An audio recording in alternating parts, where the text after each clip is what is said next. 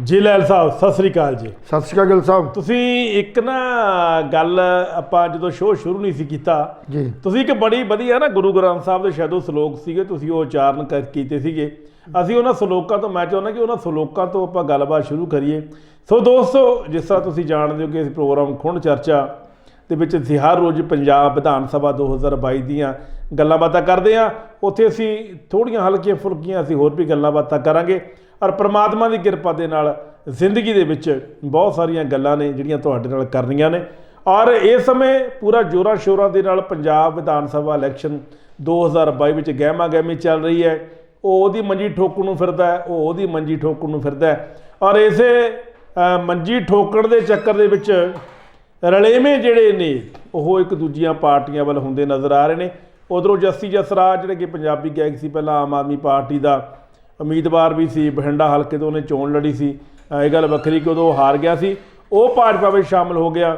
Hobby Dhaliwal film ਅਦਾਕਾਰ ਸੀ, ਉਹ ਪਹਿਲਾਂ ਹੀ ਭਾਜਪਾ ਵਿੱਚ ਸ਼ਾਮਲ ਹੋ ਗਿਆ। ਉਹਨੂੰ ਵੀ ਗਾਲਾਂ ਪੈ ਰਹੀਆਂ ਨੇ, ਲੋਕੀ ਉਹਨੂੰ ਵੀ ਗਾਲਾਂ ਕੱਢ ਰਹੇ ਨੇ, ਕਿਉਂਕਿ ਜਦੋਂ ਕਿਸਾਨੀ ਅੰਦੋਲਨ ਸੀ ਉਦੋਂ ਉਹ ਬੀਜੇਪੀ ਦੇ ਸੁਪਰੀਮੋ ਨਰਿੰਦਰ ਮੋਦੀ ਨੂੰ ਗਾਲਾਂ ਕੱਢਦਾ ਹੋਇਆ ਨਜ਼ਰ ਆ ਰਿਹਾ ਸੀ। ਇਹਦਾ ਕਹਿਣ ਦਾ ਮਤਲਬ ਲਹਿਲ ਸਾਹਿਬ ਇਹ ਹੈ ਵੀ ਇਹਨਾਂ ਲੋਕਾਂ ਦਾ ਕੋਈ ਕਿਰਦਾਰ ਨਹੀਂ ਹੈ, ਇਹਨਾਂ ਲੋਕਾਂ ਦਾ ਕੋਈ ਦੀਨ ਇਮਾਨ ਨਹੀਂ ਹੈ। ਸੋ ਇੱਕ ਵਾਰੀ ਫੇਰ ਪ੍ਰੋਗਰਾਮ ਪੱਖ ਦੇ ਮਸਲੇ ਵਿੱਚ ਤੁਹਾਡਾ ਹਾਰਦਿਕ ਸਵਾਗਤ ਹੈ। ਮੈਂ ਕੁਲਵੰਤ ਸਿੰਘ ਗਿੱਲ ਤੇ ਮੇਰੇ ਨਾਲ ਮੇਰੇ ਸੀਨੀਅਰ ਸਾਥੀ ਪੱਤਰਕਾਰ ਨਿਰੰਜਨ ਸਿੰਘ ਜੀ ਲਹਿਲ ਅਸੀਂ ਹਾਜ਼ਰ ਹੋ ਚੁੱਕੇ ਹਾਂ। ਸਾਡੇ ਵੱਲੋਂ ਪਿਆਰ ਭਰੀ ਸਤਿ ਸ੍ਰੀ ਅਕਾਲ। ਲਹਿਲ ਸਾਹਿਬ ਜੀ ਲੰਬਾ ਨਾ ਖਿੱਚਿਓ ਕਿਉਂਕਿ ਮਸਲੇ ਆਪਣੇ ਕੋਲੇ ਬਹੁਤ ਨੇ। ਇੱਕ ਨਾ ਤੁਸੀਂ ਇੱਕ ਸ਼ਬਦ ਬੋਲਿਆ ਸੀ, ਸ਼ਬਦ ਦੀ ਗੱਲ ਕਰਦੇ ਆ, ਬੜਾ ਪਸੰਦ ਆਇਆ। ਹਾਂ ਬਿਲਕੁਲ ਜੀ, ਜਦੋਂ ਤੇ ਮੇਰੀ ਵਾਰੀ ਆਉਂਦੀ ਤੁਸੀਂ ਕਹਿ ਦਿੰਦੇ 2 ਮਿੰਟ ਲਾਉਣੇ ਨਹੀਂ, ਪਰ ਤੁਸੀਂ ਲੰਬਾ ਲਾਈ ਜਾਂਦੇ ਹੋ। ਮੇਰੇ ਕੋਲੇ ਜਿਹੜੇ ਸਵਾਲ ਹੁੰਦੇ ਨੇ, ਮੇਰੇ ਸਵਾਲ ਇੱਦਾਂ ਹੀ ਪਏ ਰਹਿ ਜਾਂਦੇ ਨੇ। ਮੈਂ ਤੁਹਾਡੇ ਸਵਾਲਾਂ ਦਾ ਪੂਰਾ ਜਵਾਬ ਦਊਂਗਾ ਕਿਉਂਕਿ ਰਾਜਨੀਤੀ 'ਚ ਬਹੁਤ ਗੱਲਾਂ ਜਿਹੜੀਆਂ ਇੱਕ ਦੂਜੇ ਦੀਆਂ ਸਾਂਝੀਆਂ ਤੇ ਟੁੱਕਦੀਆਂ ਹੁੰਦੀਆਂ। ਜਿਵੇਂ ਤੁਸੀਂ ਗੱਲ ਕੀਤੀ ਹੈ ਨਾ ਵੀ ਬਾਬੇ ਨਾਨਕ ਜੀ ਦਾ, ਗੁਰੂ ਸਾਹਿਬ ਜੀ ਦਾ ਸ਼ਲੋਕ ਸੀ ਕਿ ਵੀ ਉਹਨਾਂ ਦਾ ਮੁਖਾਰਬਿੰਦ ਤੋਂ ਪ੍ਰਚਾਰਿਆ ਗੱਲ ਕਈ ਕਰਦੇ ਆਪਾਂ ਵੀ ਪਾਪਾਂ ਬਾਜ ਨਾ ਹੋਏ ਇਕੱਠੀ ਇਹ ਨਿਗੁਣੀ ਮਾਇਆ। ਜਿਹੜੀ ਪਾਪਾਂ ਤੋਂ ਬਿਨਾਂ ਨਾ ਇਹ ਜਿਹੜੀ ਮਾਇਆ ਉਹ ਇਕੱਠੀ ਨਹੀਂ ਹੋ ਸਕਦੀ। ਇਹ ਤੁਹਾਡੇ ਮਨ ਦੇ ਵਿੱਚ ਵਿਚਾਰ ਆਇਆ ਕਿਵੇਂ? ਵੈਸੇ ਇਹ ਤਾਂ ਵਿਚਾਰ ਆਇਆ ਕਿਉਂਕਿ ਆਮ ਆਦਮੀ ਬੰਦਾ ਕਹਿਣ ਵਾਲਾ ਜਦੋਂ ਉਹਦੀ ਅਸੈਸੇ ਵੇਖਦੇ ਆ ਨਾ, ਜਿਹੜੇ ਉਹਨਾਂ ਨੇ ਨਾਮਜ਼ਦਗੀ ਭਰਨ ਵੇਲੇ ਕਾਗਜ਼ ਦਾਖਲ ਕਰਨ ਵਾਲੇ, ਖਾਸ ਕਰਕੇ ਗੱਲ ਜਿਹੜੀ ਸਿੱਧੀ ਸਮਝੇ ਵੀ ਜਦੋਂ ਉਹਨਾਂ ਨੇ ਆਪਣੀ ਨੋਮੀਨੇਸ਼ਨ ਕਾਗਜ਼ ਦਾਖਲ ਕੀਤੇ ਨੇ ਤੇ ਉਸ ਕਾਗਜ਼ ਦਾਖਲ ਦੇ ਕਰਨ ਦੇ ਨਾਲ ਨਾਲ ਉਹਨਾਂ ਨੇ ਆਪਣੀ ਚੱਲ ਜਾਇਦਾਦ ਜਿਹੜੀ ਆ ਉਹਨੂੰ ਉਹ ਮੈਂਸ਼ਨ ਕੀਤਾ ਹੋਇਆ। ਉਹਦੇ 'ਚ ਉਹਨਾਂ ਦੀ ਉਹਦੀ ਆਪਣੀ ਤੇ ਉਹਦੀ ਪਤਨੀ ਦੀ ਜਿਹੜੀ ਆ ਉਹ ਜਿਹੜੀ ਆ ਟੋਟਲ ਕੀਤੀ ਹੋਈ ਆ, ਬੱਚਿਆਂ ਦੀ ਛੱਡ ਦਿੱਤੀ ਗਈ ਆ। ਕਿਉਂਕਿ ਬਹੁਤੇ ਮਾਂ-ਬਾਪ ਤੇ ਆਪਣੀ ਪ੍ਰਾਪਰਟੀ ਆਪਣੇ ਨਾਂ ਦਰਜ ਨਹੀਂ ਕਰਾਉਂਦੇ ਜਾਂ ਆਪਣਾ ਕਾਰੋਬਾਰ ਆਪਣੇ ਨਾਂ ਦਰਜ ਨਹੀਂ ਕਰਾਉਂਦੇ, ਉਹ ਆਪਣੇ ਬੱਚਿਆਂ ਦੇ ਨਾਂ ਜਿਹੜੇ ਆ ਉਹ ਦਰਜ ਕਰਾਏ ਜਾਂਦੇ ਨੇ। ਪਰ ਜੇ ਇਹ ਮੰਨ ਵੀ ਲਿਆ ਜਾਏ ਵੀ ਉਹਦੀ ਪਤਨੀ ਤੇ ਉਹਦੀ ਆਪਣੀ ਜਾਇਦਾਦ ਜਿਹੜੀ 240 ਕਰੋੜ ਤੋਂ 230 ਕਰੋੜ ਤੋਂ 210 ਕਰੋੜ ਤੋਂ, ਤੇ ਇਹਦੇ ਉੱਤੋਂ ਲੱਗਦਾ ਹੈ ਵੀ ਇਹ ਸਾਰਿਆਂ ਬੰਦਿਆਂ ਨੇ ਉਹ ਬਾਬੇ ਨਾਨਕ ਵਾਲੀ ਗੱਲ ਜਿਹੜੀ ਆ, ਪਾਪਾਂ ਬਾਜ ਨਾ ਹੋਏ ਇਕੱਠੀ ਇਹ ਨਿਗੁਣੀ ਮਾਇਆ। ਇਹ ਜਿਹੜੀ ਮਾਇਆ ਇਹ ਬਿਨਾਂ ਪਾਪਾਂ ਤੋਂ, ਬਿਨਾਂ ਗੁਨਾਹਾਂ ਤੋਂ, ਬਿਨਾਂ ਗਲਤੀਆਂ ਤੋਂ ਇਹ ਕਦੇ ਇਕੱਠੀ ਨਹੀਂ ਹੋ ਸਕਦੀ। ਚਾਹੇ ਤੁਸੀਂ ਸਾਰੀ ਜ਼ਿੰਦਗੀ ਇਮਾਨਦਾਰੀ ਦੀ ਗੱਲ ਕਰਦੇ ਹੋ ਤੇ ਇਮਾਨਦਾਰੀ ਦੀ ਕਮਾਈ ਕੀ ਹੁੰਦੀ ਆ? ਇਮਾਨਦਾਰੀ ਦੀ ਕਮਾਈ ਹੈਗੀ 10 ਨੌਵਾਂ ਦੀ ਕਿਰਤ ਕਰਨੀ, ਜਿਹੜੀ ਸਾਨੂੰ ਸਿਖਾਈ ਗਈ ਆ। ਉਹ ਕਿਰਤ ਹੁੰਦੀ ਤੁਹਾਡਾ ਰੁਜ਼ਗਾਰ, ਤੁਹਾਡਾ ਕੰਮ, ਸੱਚਾਈ ਦਾ ਕੰਮ। ਤੇ ਅੱਜ ਤੁਸੀਂ ਕੋਈ ਪੈਸਾ ਕਮਾਉਂਦੇ ਹੋਗੇ ਤੁਹਾਡੀ ਜ਼ਿੰਦਗੀ ਦੇ ਵਿੱਚ, ਪਹਿਲਾਂ ਤੁਸੀਂ ਆਮ ਜ਼ਿੰਦਗੀ ਜਿਹੜੀ ਆਮ ਬੰਦਿਆਂ ਵਾਲੀ ਜ਼ਿੰਦਗੀ ਜਿਉਂਦੇ ਸੀ ਵੀ ਤੁਹਾਡੇ ਘਰ ਇੱਕ ਘਰ ਸੀ, ਸਾਈਕਲ ਸੀ ਜਾਂ ਸਕੂਟਰ ਸੀ, ਤੁਸੀਂ ਤੁਰਦੇ ਫਿਰਦੇ ਸੀ ਤੇ ਇਹ ਗੱਲ ਕਹਿ ਦੇਣੀ ਵੀ ਮੇਰੀ ਸਖਤ ਮਿਹਨਤ ਕਰਕੇ ਮੈਂ ਕਮਾਈ ਗਈ ਹੈ।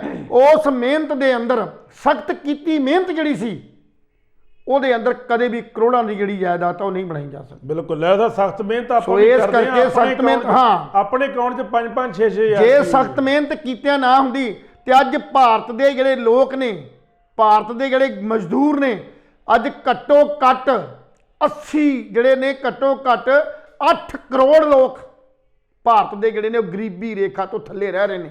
8 ਕਰੋੜ ਲੋਕ, ਉਹ 8 ਕਰੋੜ ਲੋਕ ਵੀ ਮਿਹਨਤ ਕਰਦੇ ਨੇ, ਮਿਹਨਤ ਕਰਕੇ ਖਾਂਦੇ ਨੇ। ਪਰ ਹੁਣ ਜਿਹੜੀ ਪਰਿਭਾਸ਼ਾ ਹੀ ਬਦਲ ਗਈ ਹੈ, ਇਸ ਕਰਕੇ ਬਦਲ ਗਈ ਹੈ ਵੀ ਜਦੋਂ ਇਹਨਾਂ ਨੇ ਮਤਲਬ ਇਹ ਨੋਮੀਨੇਸ਼ਨ ਭਰੀ ਤੇ ਸਾਡੀ ਹਾਈ ਕਮਾਂਡ ਜਿਹੜੀਆਂ ਨੇ ਚਰਨਜੀਤ ਚੰਨੀ ਵਰਗਿਆਂ ਨੂੰ ਆਮ ਤੇ ਗਰੀਬ ਬੰਦਾ ਮਹਿਸੂਸ ਕਰਦੀਆਂ ਨੇ। ਹੁਣ ਅਸੀਂ ਕਿਵੇਂ ਕਹੀਏ ਵੀ 8 ਕਰੋੜ ਦੇ ਵਿੱਚ ਇਹਨਾਂ ਦਾ ਨਾਂ ਦਰਜ ਹੈ ਜਾਂ ਨਹੀਂ ਹੈ? ਸੋ ਇਹ ਪਾਪਾਂਬਾਜ਼ ਇਕੱਠੀ ਕੀਤੀ ਗਈ ਹੈ। ਕਦੇ ਵੀ ਇਮਾਨਦਾਰੀ ਦੇ ਨਾਲ, ਸ਼ਰੀਫੀ ਦੇ ਨਾਲ, ਸੱਚ ਤੇ ਹੱਕ ਦੀ ਗੱਲ ਜੇ ਕਰਦੇ ਆ ਤੇ ਕਦੇ ਜ਼ਰੂਰੀ ਸੀ। ਬਾਬੇ ਨਾਨਕ ਨੇ ਉਸ ਵੇਲੇ ਗੱਲ ਕਹੀ ਸੀ ਜਦੋਂ ਭਾਈ ਲਾਲੋ ਦੇ ਘਰੋਂ ਗਏ ਸੀ ਜੀ, ਭਾਈ ਭਾਗੋ ਲਾਲੋ ਤੇ ਭਾਗੋ ਦਾ ਜਦੋਂ ਇਹ ਨਿਰੀਖਣ ਕੀਤਾ ਸੀ ਵੀ ਆਹ ਪਾਪਾਂ ਵਾਲੀ ਆ ਜਿੱਥੇ ਖੂਨ ਹੈ, ਲੋਕਾਂ ਦਾ, ਗਰੀਬਾਂ ਦਾ ਖੂਨ ਹੈ, ਝੂਠ ਨਾ ਬੋਲੀ ਹੋਈ ਜਿਹੜੀ ਉਹ ਕਮਾਈ ਹੈ। ਸੋ ਅੱਜ ਸਾਰਿਆਂ ਦੀ ਜਦੋਂ ਆਪਾਂ ਪੜਚੋਲ ਕਰਦੇ ਆ, ਜਾਇਦਾਦਾਂ ਦੀ ਪੜਚੋਲ ਕਰਦੇ ਆ ਤੇ ਉਹਦੇ 'ਚ ਕੋਈ ਵੀ ਸੱਚਾਈ ਤੇ ਸੱਚ ਨਜ਼ਰ ਨਹੀਂ ਆਉਂਦਾ। ਇਹ ਤੁਹਾਡੇ ਖੂਨ ਤੇ ਪਸੀਨੇ ਦੀ ਕਮਾਈ ਡਕਾਰ ਕੇ ਅੱਜ ਜਿਹੜੇ ਆਪਣੀਆਂ ਐਸ਼ ਤੇ ਜਿਹੜੀਆਂ ਉਹ ਪ੍ਰਸਤੀਆਂ ਜਿਹੜੀਆਂ ਉਹ ਕਰ ਰਹੇ ਨੇ। ਪਰ ਫਿਰ ਵੀ ਕਹਿੰਦੇ ਨੇ ਅਸੀਂ ਆਮ ਬੰਦੇ ਆ, ਅਸੀਂ ਸੱਚ ਤੇ ਲੜਨ ਵਾਲੇ ਆ, ਅਸੀਂ ਕਦੀ ਝੂਠ ਨਹੀਂ ਬੋਲਿਆ, ਅਸੀਂ ਤਾਂ ਪ੍ਰਮਾਤਮਾ ਦੇ ਅੱਗੇ ਸਾਰਾ ਕੁਝ ਜਿਹੜਾ ਉਹ ਰੱਖੀ ਫਿਰਦੇ ਆ। ਜੀ, ਦੂਜੇ ਕੈਂਡੀਡੇਟ ਦਾ ਮੈਂ ਦੱਸਦਾ, ਇਹ ਜਿਹੜੀ ਤਸਵੀਰ ਤੁਸੀਂ ਵੇਖ ਰਹੇ ਹੋ ਇਹ ਹੈਗੇ ਨੇ ਆਮ ਆਦਮੀ ਪਾਰਟੀ ਦੇ। ਆਮ ਆਦਮੀ ਪਾਰਟੀ ਦੇ ਸਭ ਤੋਂ ਅਮੀਰ ਉਮੀਦਵਾਰ ਮੋਹਾਲੀ ਤੋਂ ਸਰਦਾਰ ਕੁਲਵੰਤ ਸਿੰਘ। ਇਹਨਾਂ ਦੀ ਐਜੂਕੇਸ਼ਨ 10ਵੀਂ ਹੈ, 10ਵੀਂ ਤੱਕ ਇਹ ਪੜ੍ਹੇ ਨੇ ਔਰ ਕੁਝ ਸਾਲ ਪਹਿਲਾਂ ਇਹ ਛੋਟੇ ਮੋਟੇ ਕਾਰੋਬਾਰ ਕਰਦੇ ਸੀ। ਮਤਲਬ ਮਹੀਨੇ ਦੀ ਜੇ ਆਪਾਂ ਇਹਨਾਂ ਦੀ ਇਨਕਮ ਦੀ ਗੱਲ ਕਰੀਏ ਤਾਂ ਮਹੀਨੇ ਦੀ ਇਨਕਮ ਇਹਨਾਂ ਦੀ ਜ਼ੋਰ ਮਾਰ ਕੇ 5000, 10000, 15000, 20000 ਰੁਪਏ ਹੋਊਗੀ। ਲੇਕਿਨ ਅੱਜ ਇਹ ਪੰਜਾਬ ਦੇ ਟੌਪ ਮੋਸਟ ਬਿਲਡਰਾਂ ਦੇ ਵਿੱਚੋਂ ਇਹਨਾਂ ਦਾ ਨਾਮ ਆਉਂਦਾ ਔਰ ਇਹਨਾਂ ਦੀ ਜਿਹੜੀ 1 ਨੰਬਰ ਦੀ ਕਮਾਈ ਜਿਹੜੀ ਇਹਨਾਂ ਨੇ ਇਲੈਕਸ਼ਨ ਕਮਿਸ਼ਨ ਆਫ ਪੰਜਾਬ ਕੋਲੇ, ਇੰਡੀਆ ਕੋਲੇ ਦਿੱਤੀ ਹੈ ਉਹ ਹੈਗੀ ਹੈ 250 ਕਰੋੜ ਤੋਂ ਉੱਪਰ। ਇਹ ਆਮ ਆਦਮੀ ਪਾਰਟੀ ਨੇ ਜਿਨ੍ਹਾਂ ਕੋਲੇ ਬੇਸ਼ੁਮਾਰ ਦੌਲਤ, ਬੇਸ਼ੁਮਾਰ ਖੂਬਸੂਰਤ ਗੱਡੀਆਂ, ਬੇਸ਼ੁਮਾਰ ਜਾਇਦਾਦ, ਬੰਗਲੋ, ਪਤਾ ਨਹੀਂ ਕਿੰਨੀਆਂ ਇਮਾਰਤਾਂ ਦਾ ਨਿਰਮਾਣ ਇਹਨਾਂ ਲੋਕਾਂ ਨੇ ਕੀਤਾ ਔਰ ਦੁੱਧ ਤਾਂ ਹੋਰ ਬੜੇ ਲੋਕੀ ਪਾਉਂਦੇ ਨੇ, ਤੂੜੀ ਦਾ ਕੰਮ ਹੋਰ ਬੜੇ ਲੋਕਾਂ ਨੇ ਕੀਤਾ। ਮਿਹਨਤ ਮੈਂ ਤੇ ਲਹਿਲ ਸਾਹਿਬ ਵੀ ਕਰ ਰਹੇ ਹਾਂ। ਪਿਛਲੇ 25 ਸਾਲ ਤੋਂ ਅਸੀਂ ਪੱਤਰਕਾਰੀ ਦੇ ਖੇਤਰ ਦੇ ਵਿੱਚ ਹਾਂ। ਸਾਡੇ ਬੈਂਕ ਅਕਾਊਂਟਾਂ ਦੇ ਵਿੱਚ ਕਦੇ 4000 5000 ਤੋਂ ਵੱਧ ਕਦੇ ਟੱਪੇ ਹੀ ਨਹੀਂ। ਕੀ ਕਹਿਣਾ ਕੋਈ ਸਾਨੂੰ ਪੈਸੇ ਦੇ ਦੇ, ਸਾਡੇ ਅਕਾਊਂਟ ਦੇ ਵਿੱਚ 40-50 ਰੁਪਈਆ ਆ ਜਾਂਦਾ।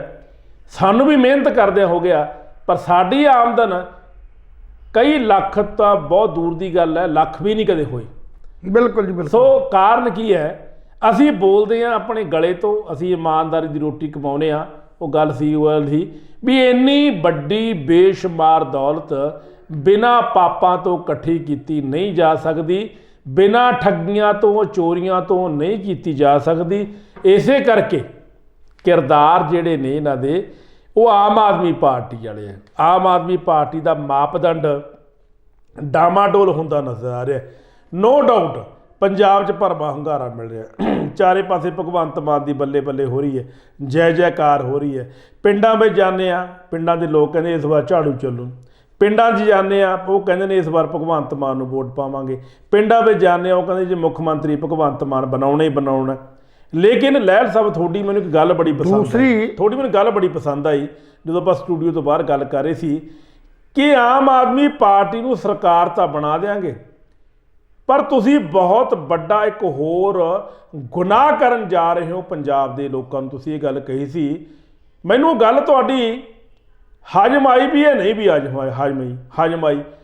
ਐਸਾ ਕੀ ਗੱਲ ਹੈ ਲਹਿਲ ਸਾਹਿਬ ਕਿ ਤੁਸੀਂ ਇਹ ਗੱਲ ਕਹਿਤੀ ਥੱਲੇ ਮਹਿਫਲ ਦੇ ਵਿੱਚ ਕਿ ਤੁਸੀਂ ਆਮ ਆਦਮੀ ਪਾਰਟੀ ਦੀ ਸਰਕਾਰ ਬਣਾ ਕੇ ਬਹੁਤ ਵੱਡਾ ਦਰੋਹ ਕਮਾਉਣ ਜਾ ਰਹੇ ਹੋ, ਬਹੁਤ ਆਪਣੇ ਆਪ ਨੂੰ ਲੁੱਟਿਆ ਹੋਇਆ ਮਹਿਸੂਸ ਕਰੋਗੇ ਔਰ ਤੁਸੀਂ 5 ਸਾਲ ਪਛਤਾਓਗੇ ਕਿ ਤੁਸੀਂ ਬਿਲਕੁਲ ਇਹ ਗੱਲ ਸੱਚ ਹੈ। ਫਿਰ ਮੇਰਾ ਸਵਾਲ ਇਹ ਸੀ ਵੀ ਲਹਿਲ ਸਾਹਿਬ, ਅਕਾਲੀ ਦਲ ਨੇ ਵੀ ਇੰਨੇ ਸਾਲ ਲੁੱਟ ਲਿਆ, ਕਾਂਗਰਸ ਨੇ ਵੀ ਇੰਨੇ ਸਾਲ ਲੁੱਟ ਲਿਆ, ਤੇ ਫਿਰ ਭਰੋਸਾ ਕਰੀਏ ਤਾਂ ਕਰੀਏ ਕੀ? ਤੇ ਜ਼ਿੰਦਗੀ ਦੇ ਅੰਦਰ ਜੇ ਤੁਸੀਂ ਇਹ ਸੋਚ ਕੇ ਚੱਲੋ ਵੀ ਫਲਾਣੇ ਨੇ ਰਾਜ ਕੀਤਾ ਤੇ ਲੁੱਟਿਆ, ਫਲਾਣੇ ਨੇ ਰਾਜ ਕੀਤਾ ਤੇ ਲੁੱਟਿਆ, ਜੇ ਉਹਨਾਂ ਦੋਨਾਂ ਨੇ ਲੁੱਟਿਆ ਤਾਂ ਸਾਨੂੰ ਹੁਣ ਸਮਝਦਾਰੀ ਕਰਨੀ ਚਾਹੀਦੀ ਸੀ। ਸਮਝਦਾਰੀ ਇਹ ਨਹੀਂ ਵੀ ਅਸੀਂ ਉਸੇ ਤਰ੍ਹਾਂ ਦੀ ਪਾਰਟੀ, ਉਸੇ ਤਰ੍ਹਾਂ ਦੇ ਵਿਚਾਰ, ਉਸੇ ਤਰ੍ਹਾਂ ਦੀ ਵਰਕਿੰਗ, ਉਸੇ ਤਰ੍ਹਾਂ ਦਾ ਕਹਿਣ ਕਹਾਉਣਾ, ਉਸੇ ਤਰ੍ਹਾਂ ਦੇ ਲਾਰੇ, ਉਸੇ ਤਰ੍ਹਾਂ ਦੀਆਂ ਮੁਕਤ ਖੋਜ ਸਕੀਮਾਂ, ਇਹਦੇ 'ਚ ਅੰਤਰ ਤਾਂ ਕਿਤੇ ਨਹੀਂ ਹੈ। ਜਦੋਂ ਅੰਤਰ ਹੀ ਕਿਤੇ ਨਹੀਂ ਤਾਂ ਫਿਰ ਬਦਲਾਅ ਕਿਵੇਂ ਆਏਗਾ? ਅਸੀਂ ਬਦਲਾਅ ਦੀ ਗੱਲ ਕੀਤੀ ਹੈ, ਅਸੀਂ ਪੰਜਾਬ ਦੀ ਸਰ ਜ਼ਮੀਨ ਦੀ ਗੱਲ ਕੀਤੀ ਹੈ ਵੀ ਪੰਜਾਬ ਦੀ ਸਰ ਜ਼ਮੀਨ ਜਾਂ ਪੰਜਾਬ ਦਾ ਇਤਿਹਾਸ, ਪੰਜਾਬ ਦਾ ਭੂਗੋਲਿਕ ਖੇਤਰ, ਪੰਜਾਬ ਦਾ ਜਿਹੜੀ ਵਿਵਸਥਾ, ਆਰਥਿਕ ਵਿਵਸਥਾ, ਉਹ ਦਿੱਲੀ ਨਾਲੋਂ ਕਿਤੇ ਵੱਧ ਡਿਫਰ ਕਰਦੀ ਹੈ। ਅਸੀਂ ਦਿੱਲੀ ਦੇ ਮਾਡਲ ਦੀ ਗੱਲ ਕਰਦੇ ਹਾਂ, ਆਮ ਆਦਮੀ ਪਾਰਟੀ ਦਿੱਲੀ ਦੇ ਮਾਡਲ ਦੀ ਗੱਲ ਕਰਦੇ ਆ, ਜਦੋਂ ਦਿੱਲੀ ਦੀ ਤਸਵੀਰ ਵੇਖਦੇ ਆ ਤਾਂ ਉਹ ਘਿਨਾਉਣੀ ਆ, ਭੈੜੀ ਆ। ਉੱਥੋਂ ਦਾ ਸ਼ਹਿਰ, ਉੱਥੋਂ ਦੀ ਰਹਿਣ ਸਹਿਣ, 5 ਸਟਾਰ ਹੋਟਲ, ਵੱਡੇ ਵੱਡੇ 에ਅਰਪੋਰਟ, ਉੱਥੋਂ ਦੀ ਇੰਡਸਟਰੀ, ਉੱਥੋਂ ਦਾ ਬਹੁਤ ਕੁਝ ਸੀ, ਜਿਹਦੇ ਉੱਤੇ ਉੱਥੋਂ ਦੇ ਸਿਸਟਮ ਦੇ ਮੁਤਾਬਕ ਹਾਲਾਤ ਕਿੱਦਾਂ ਦੇ ਨੇ, ਉਹ ਹਾਲਾਤ ਪੰਜਾਬ 'ਚ ਨਹੀਂ। ਪੰਜਾਬ 'ਚ ਇੱਕ ਖੇਤੀਬਾੜੀ ਜਿਹੜਾ ਨਾ 80% ਲੋਕ ਜਿਹੜੇ ਨੇ ਖੇਤੀ ਆਧਾਰਿਤ ਸਾਡਾ ਸੂਬਾ ਹੈ। ਇੱਥੋਂ ਦੇ ਰਹਿਣ ਸਹਿਣ 'ਚ ਤੇ ਦਿੱਲੀ ਦੇ ਰਹਿਣ ਸਹਿਣ 'ਚ ਬਹੁਤ ਵੱਡਾ ਫਰਕ ਹੈ। ਇੱਥੇ ਪਾਣੀ ਦੀ ਗੱਲ ਜੇ ਕਰਦੇ ਹਾਂ ਤੇ ਪਾਣੀ ਪੰਜਾਬ ਦਾ ਸੋਕੇ ਮਰਨ ਵੱਲ ਜਾ ਰਿਹਾ, ਸੋਕੇ ਵੱਲ ਜਾ ਰਿਹਾ, ਤੇ ਉਸ ਪਾਣੀ ਨੂੰ ਦਿੱਲੀ ਵੱਲ ਲਿਜਾਇਆ ਜਾ ਰਿਹਾ, ਜਦੋਂ ਕਿ ਦਿੱਲੀ ਨੇ ਸਾਨੂੰ ਪਹਿਲਾਂ ਅਜੇ ਤੱਕ ਕੋਈ ਉਹਦਾ ਬੈਨੀਫਿਟ ਨਹੀਂ ਦਿੱਤਾ, ਕੋਈ ਦਾ ਪੈਸਾ ਨਹੀਂ ਦਿੱਤਾ। ਅਗਰ ਦਿੱਲੀ ਸਾਨੂੰ ਉਹਦਾ ਰਾਈਟ ਦਿੰਦੀ ਹੈ, ਉਹਦਾ ਮੁੱਲ ਦਿੰਦੀ ਹੈ, ਤੇ ਅਸੀਂ ਰਾਜਸਥਾਨ ਤੋਂ ਤੇ ਹਰਿਆਣੇ ਤੋਂ ਵੀ ਲੈ ਲਾਂਗੇ। ਸਾਨੂੰ ਸੱਚਾਈ ਤੇ ਇਹ ਆ ਵੀ ਸਾਡਾ ਪਾਣੀ ਉਧਰ ਜਾ ਰਿਹਾ। ਦੂਸਰੇ ਪਾਸੇ ਹਿਮਾਚਲ ਨੂੰ ਤਾਂ ਤੁਸੀਂ ਪੈਸੇ ਦੇ ਰਹੇ ਹੋ, ਸਾਨੂੰ ਕਿਉਂ ਨਹੀਂ ਦਿੰਦੇ? ਇੱਥੇ ਕੇਜਰੀਵਾਲ ਦਾ ਕੀ ਬਿਆਨ ਹੈ? ਪਹਿਲੀ ਗੱਲ, ਪਾਰਟੀ ਦੀ ਸਟ੍ਰੈਟਜੀ ਕੀ ਆ? ਦੂਜੇ ਪਾਸੇ ਆ ਗਿਆ SYL ਨਹਿਰ। SYL ਨਹਿਰ ਜਿਹੜੀ ਹੈ ਉਹ ਪੰਜਾਬ ਚੋਂ ਪੁੱਟੀ ਗਈ, ਪੰਜਾਬ ਤੋਂ ਪੁੱਟ ਕੇ ਮੋਰਚਾ ਵੀ ਲੱਗਾ। ਜੇ ਡਿਸਾਈਡ ਹਾਈ ਕੋਰਟ ਨੇ, ਸੁਪਰੀਮ ਕੋਰਟ ਨੇ ਡਿਸਾਈਡ ਕਰਤਾ ਵੀ ਇਹ ਨਹਿਰ ਜਿਹੜੀ ਹੈ ਇਹ ਜਸਟੀਫਾਈਡ ਨਹੀਂ ਆ ਤੇ ਪੰਜਾਬ ਚੋਂ ਪਾਣੀ ਉਧਰ ਨਹੀਂ ਜਾਏਗਾ, ਰਾਇਪੇਰੀਅਨ ਐਕਟ ਜਿਹੜਾ ਉਹਦੇ ਅਨੁਸਾਰ ਇਹਦਾ ਸਾਨੂੰ ਰਾਈਟ ਮਿਲਣਾ ਚਾਹੀਦਾ ਸੀ। ਇਹਦੇ ਪ੍ਰਤੀ ਜਿਹੜੀ ਆਮ ਆਦਮੀ ਪਾਰਟੀ ਦੀ ਕੀ ਸੋਚ ਹੈ, ਇੱਥੇ ਕੋਈ ਗੱਲ ਨਹੀਂ ਹੈ। ਅੱਗੇ ਆ ਗਿਆ ਸਾਡਾ ਚੰਡੀਗੜ੍ਹ ਦਾ ਮਸਲਾ, ਪੰਜਾਬੀ ਬੋਲਦੇ ਇਲਾਕੇ, ਇਹਨਾਂ ਬਾਰੇ ਉਹਨਾਂ ਦੀ ਸਟ੍ਰੈਟਜੀ ਕੀ ਆ? ਇਹ ਨਹੀਂ ਸਟ੍ਰੈਟਜੀ ਕਿ ਅਸੀਂ ਦਿੱਲੀ ਮਾਡਲ ਲੈ ਕੇ ਆਵਾਂਗੇ, 300 ਯੂਨਿਟ ਦੇ ਦਿਆਂਗੇ, ਅਸੀਂ ਇੱਥੇ ਦੁੱਧ ਫ੍ਰੀ ਕਰ ਦਿਆਂਗੇ ਜੀ, ਇੱਥੇ ਅਸੀਂ ਆਹ ਕਰ ਦਿਆਂਗੇ, ਅਸੀਂ ਉਹ ਕਰ ਦਿਆਂਗੇ। ਇਹਦੇ ਨਾਲ ਸਾਡੇ ਸਮੱਸਿਆ ਜਿਹੜੀ ਆ, ਸਾਡੇ ਜਿਹੜੇ ਮੇਜਰ ਮੁੱਦੇ ਨੇ, ਉਹਨਾਂ ਦੀ ਪਾਲਿਸੀ ਕੀ ਆ? ਜੇ ਤੁਸੀਂ ਦਿੱਲੀ ਚਲੇ ਜਾਂਦੇ ਹੋ ਤਾਂ ਦਿੱਲੀ ਵਾਲਿਆਂ ਦਾ ਆਪਣਾ ਇਸ਼ੂ ਹੈ। ਹੁਣ ਦਿੱਲੀ ਦੇ ਉੱਥੇ 2500 ਦੇ ਕਰੀਬ ਆਂਗਣਵਾੜੀ ਵਰਕਰ ਨੇ ਜਿਹੜੇ ਅੱਜ ਪੰਜਾਬ ਦੇ ਅੰਦਰ ਆਣ ਕੇ ਅੰਮ੍ਰਿਤਸਰ ਸ਼ਹਿਰ ਦੇ ਵਿੱਚ ਜਿੱਥੇ ਕੇਜਰੀਵਾਲ ਨੇ ਭਾਸ਼ਣ ਦੇਣਾ ਸੀ, ਉੱਥੇ ਸਾਰੇ ਦੇ ਸਾਰੇ ਪੰਜਾਬ ਅੰਦਰ ਆ ਰਹੇ ਨੇ ਵੀ ਕੇਜਰੀਵਾਲ ਨੂੰ ਵੋਟ ਨਹੀਂ ਪਾਉਣੀ। ਕੀ ਲੋੜ ਪਈ ਸੀ ਉਹਨਾਂ ਨੂੰ? ਕੀ ਉਹ ਖਰੀਦੇ ਹੋਏ ਬੰਦੇ ਨੇ? ਇਟ ਮੀਨਸ ਵੀ ਉੱਥੇ ਜੋ ਰੂਲ ਲਾਗੂ ਕੀਤਾ ਗਿਆ ਉਸ ਮਾਡਲ ਨੂੰ ਪੰਜਾਬ ਦੀ ਗੱਲ ਕਰਦੇ ਆ, ਤੇ ਉੱਥੋਂ ਦੇ ਟੀਚਰ, ਉੱਥੋਂ ਦੇ ਆਂਗਣਵਾੜੀ ਵਰਕਰ, ਉੱਥੋਂ ਦੀਆਂ ਆਮ ਲੇਡੀਜ਼, ਆਮ ਲੋਕ ਉਹ ਇਹ ਦਵਾਈ ਦਿੰਦੇ ਨੇ ਵੀ ਇਹ ਦੋ ਮੂੰਹੇ ਨੇ, ਪੰਜਾਬ ਲਈ ਕੁਝ ਹੋਰ ਕਹਿ ਰਹੇ ਨੇ, ਜੋ ਪੰਜਾਬ 'ਚ ਕਹਿ ਰਹੇ ਨੇ ਉਹ ਆਪਣੇ ਇੱਥੇ ਦਿੱਲੀ ਦੇ ਵਿੱਚ ਲਾਗੂ ਨਹੀਂ ਕੀਤਾ ਜਾ ਰਿਹਾ। ਅਸੀਂ ਸਿਰਫ ਇਹੀ ਗੱਲ ਕਹੀ ਹੈ ਵੀ ਸਾਡਾ, ਜਦੋਂ ਅਸੀਂ ਕਾਂਗਰਸ ਦੀ ਗੱਲ ਕਰਦੇ ਹਾਂ ਵੀ ਕਾਂਗਰਸ ਆਪਣੀ ਪਾਲਿਸੀ ਦੱਸੇ, ਉਹ ਵੀ ਇਹ ਕਹਿੰਦੇ ਨੇ ਬਿਜਲੀ ਫ੍ਰੀ ਕਰ ਦਾਂਗੇ, ਉਹ ਵੀ ਕਹਿੰਦੇ ਨੇ ਜਨਾਨੀਆਂ ਨੂੰ 1000 ਰੁਪਇਆ ਦੇ ਦਿਆਂਗੇ, 2-2000 ਦੇ ਦਿਆਂਗੇ, ਸਿਲੰਡਰ ਫ੍ਰੀ ਦੇ ਦਿਆਂਗੇ। ਪਾਲਿਸੀ ਉਹਨਾਂ ਕੋਲ ਹੀ ਨਹੀਂ। ਅਕਾਲੀ ਦਲ ਕਹਿੰਦਾ ਜਿਹੜਾ ਅਸੀਂ ਵਿਕਾਸ ਕੀਤਾ ਹੈ, ਉਸ ਵਿਕਾਸ ਕਰਕੇ ਜੇ ਅੱਜ ਸੜਕਾਂ ਦਾ ਜਾਲ ਹੈ, ਜੇ ਅੱਜ ਪੁਲਾਂ ਦਾ ਜਾਲ ਹੈ, ਤੇ ਉਹ ਸਾਡੀ ਵਜ਼ਾਰਤ 'ਚ ਬਣਿਆ ਵੀ ਸਾਨੂੰ ਕਿਤਿਓਂ ਡਾਇਰੈਕਸ਼ਨ ਲੈਣ ਦੀ ਲੋੜ ਨਹੀਂ, ਅਸੀਂ ਜੋ ਫੈਸਲਾ ਕਰਨਾ ਪੰਜਾਬ ਦੀ ਸਰ ਜ਼ਮੀਨ ਨੂੰ ਕਰਨਾ। ਪਰ ਜਦੋਂ ਅਸੀਂ 10 ਸਾਲ ਦੇ ਤਜਰਬੇ ਦੀ ਗੱਲ ਕਰਦੇ ਹਾਂ ਪਿੱਛੇ, ਉਸ ਤਜਰਬੇ 'ਚੋਂ ਪੰਜਾਬ ਉੱਭਰ ਕੇ ਬਾਹਰ ਆਇਆ ਹੀ ਨਹੀਂ। ਪੰਜਾਬ ਦੇ ਬਹੁਤ ਵੱਡੇ ਇਸ਼ੂ ਰਹੇ ਨੇ, ਉਹਨਾਂ ਇਸ਼ੂਆਂ ਤੇ ਕਦੇ ਵੀ ਸ਼੍ਰੋਮਣੀ ਅਕਾਲੀ ਦਲ ਨੇ ਪਹਿਰਾ ਨਹੀਂ ਦਿੱਤਾ। ਮੇਰਾ ਕਹਿਣ ਦਾ ਭਾਵ, ਕਹਿਣ 'ਚ ਤੇ ਕਰਨ 'ਚ ਫਰਕ ਹੈ। ਸਿਰਫ ਇਸ ਕਰਕੇ ਗੱਲ ਕਰਦੇ ਹਾਂ ਵੀ ਆਮ ਆਦਮੀ ਪਾਰਟੀ ਵੀ ਲੋਕਾਂ ਦੇ ਮਨਾਂ ਦੇ ਅੰਦਰ ਤੇ ਲੋਕਾਂ ਦੀਆਂ ਅੱਖਾਂ 'ਚ ਘੱਟਾ ਪਾਉਣ ਦੀ ਗੱਲ ਕਰ ਰਹੀ ਹੈ। ਜਦੋਂ ਤੱਕ ਪਾਲਿਸੀ ਜਿਹੜੀ ਹੈ ਉਹਨਾਂ ਦੀ ਪੰਜਾਬ ਪ੍ਰਤੀ ਕੋਈ ਨਵੀਂ ਸੋਧ ਨਹੀਂ ਆਉਂਦੀ, ਅਸੀਂ ਸੋਚਦੇ ਸੀ ਵੀ ਇੱਕ ਨਵੀਂ ਟੀਮ ਆਏਗੀ।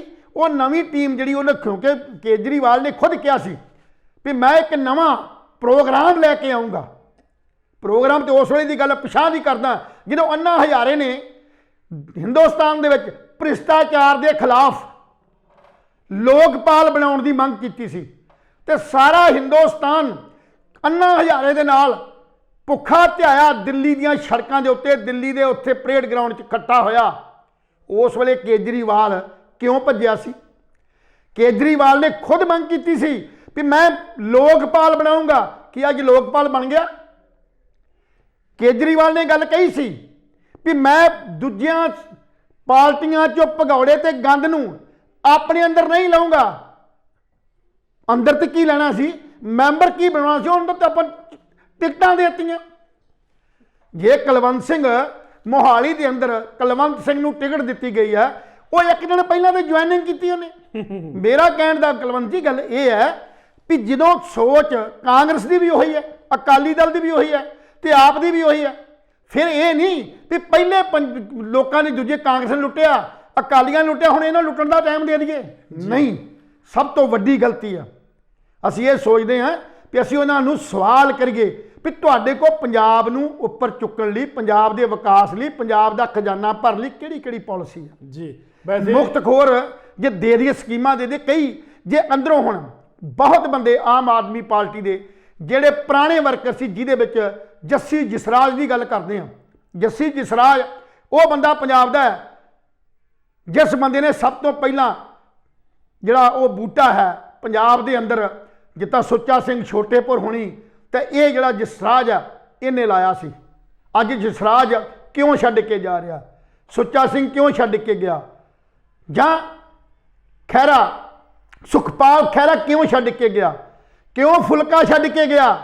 ਏਡੇ ਵੱਡੇ ਸੂਝਵਾਨ ਤੇ ਸਿਆਣੇ ਬੰਦੇ ਜੇ ਪੰਜਾਬ 'ਚ ਆਮ ਆਦਮੀ ਪਾਰਟੀ ਛੱਡ ਸਕਦੇ ਨੇ, ਜਾਂ ਹੋਰ ਅਨੇਕਾਂ ਲੋਕ ਜਿਹੜੇ ਅੱਜ ਵੀ ਆਪਣੇ ਸੋਸ਼ਲ ਮੀਡੀਆ ਦੇ ਤਾਈਂ ਟਿਕਟਾਂ ਦੇ ਗਾਂਧੀ ਵਰਗੇ ਉਹ ਟਿਕਟਾਂ ਦੀ ਵੰਡ ਸਮੇਂ ਲਏ ਗਏ ਪੈਸਿਆਂ ਦਾ ਸਬੂਤ ਲਈ ਫਿਰਦੇ ਨੇ, ਤੇ ਫਿਰ ਫਰਕ ਕਿੱਥੇ ਰਿਹਾ? ਜੇ ਕਾਂਗਰਸ ਨੇ ਟਿਕਟਾਂ ਵੰਡਣ ਵੇਲੇ ਆਪਣੇ ਭਰਾ ਤੇ ਭਤੀਜਾਵਾਦ ਅੱਗੇ ਰੱਖਿਆ, ਤਾਂ ਫਿਰ ਇਹਨਾਂ ਨੇ ਕੀ ਕੀਤਾ? ਜੇ ਅੱਜ ਚੰਨੀ ਦਾ ਭਾਣਜਾ 10 ਕਰੋੜ ਰੁਪਈਆ ਜਿਹੜਾ ਉਹਦੇ ਕੋਲ ਬਰਾਮਦ ਹੁੰਦਾ, ਤੇ ਦੂਜੇ ਪਾਸੇ ਕੇਜਰੀਵਾਲ ਦਾ ਜਿਹੜਾ ਭਾਣਜਾ ਹੈ, ਉਹਦੇ ਸਾਂਢੂ ਦਾ ਮੁੰਡਾ, ਉਹ ਵੀ ਫਰਾਡ 'ਚ ਫੜਿਆ ਗਿਆ। ਉਹ ਤੇ ਬਹੁਤ ਵੱਡਾ CBI ਦਾ ਘਪਲਾ। ਸੋ ਕਹਿਣ ਦਾ ਭਾਵ ਹੈ ਤਾਂ ਸਾਰੇ ਇੱਕ ਭਮਾਨ ਕੇ ਨੰਗੇ ਨੇ, ਫਰਕ ਕਿਤੇ ਨਹੀਂ ਹੈ। ਫਰਕ ਸਾਡੀ ਸੋਚ 'ਚ ਹੈ, ਸਾਡੀ ਸਮਝਦਾਰੀ 'ਚ ਹੈ ਵੀ ਹਵਾ ਚੱਲ ਗਈ ਜੀ, ਆਮ ਆਦਮੀ ਪਾਰਟੀ ਦੀ ਹਵਾ ਚੱਲ ਗਈ ਆਮ। ਹੁਣ ਕੱਲ ਦੀ ਗੱਲ ਕਰਦੇ ਹਾਂ, ਇੱਕ ਬਾਬਾ ਗੁਰਿੰਦਰ ਹੈ ਜੀ ਧੂਰੀ ਦਾ, ਉਸੇ ਇਲਾਕੇ 'ਚ 2016 ਤੋਂ ਇਹ ਮੈਂਬਰ ਆਫ ਪਾਰਲੀਮੈਂਟ ਹੈ ਭਗਵੰਤ ਮਾਨ। ਉਹਦਾ ਇਹ ਬਿਆਨ ਹੈ, ਉਹ ਕਹਿੰਦਾ ਭਗਵੰਤ ਮਾਨ ਮੈਂ ਬਹੁਤ ਵੱਡਾ ਕਬੱਡੀ ਦਾ ਮੇਲਾ ਕੀਤਾ, ਕਬੱਡੀ ਦੇ ਮੇਲੇ ਦੇ ਵਿੱਚ ਲੋਕਾਂ ਨੂੰ ਮੇਰੇ ਖਿਲਾਫ ਤੇ ਕਰਤਾ, ਤੇ 10 ਲੱਖ ਰੁਪਇਆ ਅਨਾਉਂਸ ਕਰਕੇ ਕਿ 10 ਪੈਸੇ ਨਹੀਂ ਅਜੇ ਤੱਕ ਦਿੱਤੇ। ਜੇ ਉੱਥੋਂ ਦੇ ਲੋਕਾਂ ਦੀ ਗੱਲ ਕਰਦੇ ਆ, ਆਮ ਪਬਲਿਕ ਦੀ, ਤੇ ਭਗਵੰਤ ਮਾਨ ਨੂੰ ਉਹ ਇਸ ਗੱਲ ਕਹਿੰਦੇ ਵੀ ਇਹ ਨਗਲੈਕਟ ਬੰਦਾ। ਇਹ ਨਹੀਂ 4 ਬੰਦਿਆਂ ਨੇ ਕਹਿਤਾ ਤਾਂ ਆਪਾਂ ਮੰਨ ਲਿਆ, ਜਾਂ 4 ਬੰਦਿਆਂ ਨੇ ਇਹ ਗੱਲ ਕਹਿਤੀ ਵੀ ਭਗਵੰਤ ਮਾਨ ਬਹੁਤ ਵਧੀਆ ਹੈ। ਨਹੀਂ, ਉਹਦੇ ਕੰਮ ਦੀ ਪੜਚੋਲ ਹੁੰਦੀ ਆ, ਕੰਮ ਦੀ ਸਮਝਦਾਰ ਦੀ ਗੱਲ ਕਰਦੇ ਆ। ਸੋ ਆਮ ਆਦਮੀ ਪਾਰਟੀ, ਭਗਵੰਤ ਮਾਨ ਚੰਗਾ ਹੋ ਸਕਦਾ, ਚੰਗੇ ਬੰਦੇ ਹੋ ਸਕਦੇ ਨੇ, ਪਰ ਜਿੱਥੋਂ ਤੱਕ ਸਾਡੇ ਪੰਜਾਬ ਦੀਆਂ ਬਹੁਤ ਵੱਡੀਆਂ ਮੰਗਾਂ ਨੇ, ਪਾਣੀ ਦਾ ਮਸਲਾ ਵਾ, ਚੰਡੀਗੜ੍ਹ ਪੰਜਾਬ ਦੀ ਰਾਜਧਾਨੀ ਹੈ, ਪੰਜਾਬ ਨੂੰ ਦੇਣ ਦਾ ਮਸਲਾ ਹੈ, ਪੰਜਾਬ ਦੇ ਪਾਣੀਆਂ ਦਾ ਮਸਲਾ ਹੈ, SYL ਦਾ ਮਸਲਾ ਹੈ, ਸਾਡੀ ਜਿਹੜੀ ਦੂਜੀ ਜਿਹੜੀ ਸਾਡੇ ਹੋਏ ਨੇ ਇਹ ਬੇਦਬੀ ਕਾਂਡ ਦਾ ਬੜਾ ਵੱਡਾ ਮਸਲਾ ਹੈ। ਇਹ ਇੰਨੇ ਵੱਡੇ ਮਸਲੇ ਉਲਝੇ ਹੋਏ ਨੇ।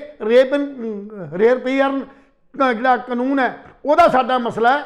ਬਹੁਤ ਵੱਡੇ ਮਸਲੇ ਜਿਨ੍ਹਾਂ ਦੇ ਉੱਤੇ ਕੇਜਰੀਵਾਲ ਨੇ ਆਪਣੀ ਅਜੇ ਤੱਕ ਜ਼ੁਬਾਨ ਨਹੀਂ ਖੋਲ੍ਹੀ। ਜਦੋਂ ਤੱਕ ਉਹ ਆਪਣੀ ਸਟ੍ਰੈਟਜੀ ਨਹੀਂ ਦੱਸਦਾ, ਤਦ ਤੱਕ ਉਹਨੂੰ ਕਿਵੇਂ ਠੀਕ ਕੀਤਾ ਜਾ ਸਕਦਾ? ਆਰਥਿਕ ਲਾਲਚ ਦਿੱਤਿਆਂ ਉਹਦੀ ਪਾਲਿਸੀ ਨਹੀਂ ਬਦਲ ਜਾਣੀ। ਆਰਥਿਕ ਲਾਲਚ ਤਾਂ ਦਿੱਤਾ ਜਾਊਗਾ ਜੇ ਸਾਡੇ ਖਜ਼ਾਨੇ 'ਚ ਪੈਸੇ ਹੋਣਗੇ, ਸਾਡੀਆਂ ਸਮੱਸਿਆਵਾਂ ਹੱਲ ਹੁੰਦੀਆਂ ਨਜ਼ਰ ਆਉਣਗੀਆਂ। ਸੋ ਸਾਡੀਆਂ ਸਮੱਸਿਆਵਾਂ ਤਾਂ ਹੱਲ ਹੁੰਦੀਆਂ ਜੇ ਇਹਨਾਂ ਸਾਰਿਆਂ ਮੁੱਦਿਆਂ ਦੇ ਉੱਤੇ ਆਪਣੀ ਪਾਲਿਸੀ ਜਿਹੜੀ ਆ ਉਹ ਡਿਕਲੇਅਰ ਕਰਨ। ਤਾਂ ਹੀ ਤਾਂ ਸਾਰੇ ਬੰਦੇ ਕਹਿੰਦੇ ਨੇ ਵੀ ਇਹ ਜਿਹੜਾ ਮੈਨੀਫੈਸਟੋ ਆ ਜਾਂ ਇਹਨਾਂ ਜਿਹੜੀ ਪਾਲਿਸੀ ਹੈ ਉਹਨੂੰ ਕਾਨੂੰਨੀ ਜਿਹੜਾ ਦਸਤਾਵੇਜ਼ ਬਣਾ ਦਿੱਤਾ ਜਾਵੇ। ਜੀ ਲੈਲ ਸਾਹਿਬ ਪਤਾ ਕੀ ਗੱਲ ਹੈ, ਆਪਾਂ ਹੁਣ ਕ੍ਰਿਮੀਨਲ ਦੀ ਗੱਲ ਕਰ ਰਹੇ ਸੀ ਹਨਾ, ਜਾਂ ਕੋਈ ਆਈਡੀਓਲੋਜੀ ਦੀ ਗੱਲ ਕਰ ਰਹੇ ਸੀ। ਇਹਦਾ ਗੱਲ ਵੱਖਰੀ ਹੈ ਕਿ ਕਿਸੇ ਦੀ ਕੋਈ ਆਈਡੀਓਲੋਜੀ ਹੈ ਨਹੀਂ। ਹਰ ਬੰਦੇ ਦਾ ਇੱਕੋ ਇੱਕ ਨਿਸ਼ਾਨ ਹੈ ਕਿ ਪੰਜਾਬ ਦੀ ਸੱਤਾ ਨੂੰ ਕਿਵੇਂ ਭੁੱਖੇ ਕੀ ਭੇੜੀਏ ਕਹਾਂ ਇਹਨਾਂ ਨੂੰ, ਮੈਂ ਭੇੜੀਏ ਕਹਿ ਸਕਦਾ, ਭੇੜੀਏ ਭੁੱਖੇ ਭੇੜੀਆਂ ਨੂੰ ਆਪਾਂ ਪੰਜਾਬ ਖਾ ਜਾਈਏ। 25% ਜਿਹੜੇ ਉਮੀਦਵਾਰ ਨੇ ਪੰਜਾਬ ਦੇ, ਉਹਨਾਂ ਉੱਤੇ ਅਪਰਾਧਿਕ ਮਾਮਲੇ ਦਰਜ ਨੇ, ਔਰ 57 ਹਲਕਿਆਂ ਦੇ ਵਿੱਚ ਜਿਹੜੇ ਉਮੀਦਵਾਰ ਖੜੇ ਹੋਏ ਨੇ ਉਹਨਾਂ ਵਿੱਚੋਂ 3 ਤੋਂ ਵੱਧ ਕੇਸ ਜਿਹੜੇ ਨੇ ਇਹਨਾਂ ਲੋਕਾਂ ਤੇ ਦਰਜ ਨੇ। 25% ਥੋੜੇ ਨਹੀਂ ਹੁੰਦੇ ਜੀ। 25% ਤੁਸੀਂ ਹਾਲ ਵੇਖ ਲਓ। ਪਹਿਲੀ ਗੱਲ ਤਾਂ ਕੋਈ ਮਾਪਦੰਡ ਨਹੀਂ ਹੈ ਹਨਾ, ਕਿਸੇ ਵੀ ਚੀਜ਼ ਦਾ, ਇਲੈਕਸ਼ਨ ਕਮਿਸ਼ਨ ਦਾ ਨਹੀਂ ਹੈ, ਜਾਂ ਇਲੈਕਸ਼ਨ ਕਮਿਸ਼ਨ ਆਫ ਇੰਡੀਆ ਜਾਂ ਪੰਜਾਬ ਹੈ। ਕਾਰਨ ਕੀ ਹੈ? ਉਹਦਾ ਮਾਪਦੰਡ ਤਾਂ ਨਹੀਂ ਹੈ ਕਿਉਂਕਿ ਹਿੰਦੁਸਤਾਨ ਦੀ ਜੇ ਆਪਾਂ ਗੱਲ ਕਰੀਏ ਤਾਂ ਹਿੰਦੁਸਤਾਨ ਦੇ ਲਗਭਗ ਸਾਰੇ ਲੀਡਰਾਂ ਦੇ ਅਪਰਾਧਿਕ ਮਾਮਲੇ ਦਰਜ ਨੇ। ਠੀਕ ਹੈ, ਔਰ ਇਸੇ ਕਰਕੇ ਜਿਹੜੇ ਬੰਦਾ ਹੁਣ ਪਹਿਲੀ ਕ੍ਰਿਮੀਨਲ ਪ੍ਰਵਿਰਤੀ ਦਾ ਉਹਨੇ ਪੰਜਾਬ ਦਾ ਕੀ ਵਿਕਾਸ ਕਰਨਾ, ਜਾਂ ਜਿਹੜਾ ਬੰਦਾ ਪਹਿਲਾਂ ਹੀ ਐਡੇ ਪੈਸਿਆਂ ਦਾ ਮਾਲਕ ਹੈ, ਲੈਂਡਲੌਰਡ ਹੈ, ਕਈ ਹਜ਼ਾਰ ਕਰੋੜ ਦਾ ਮਾਲਕ ਹੈ, ਉਹਨੇ ਪੰਜਾਬ ਦਾ ਭਲਾ ਕੀ ਕਰਨਾ। ਪਹਿਲੀ ਗੱਲ ਤਾਂ ਹੈ ਉਹਨੇ ਆਪਣੇ ਕਾਰੋਬਾਰ ਨੂੰ ਸੈੱਟ ਕਰਨਾ।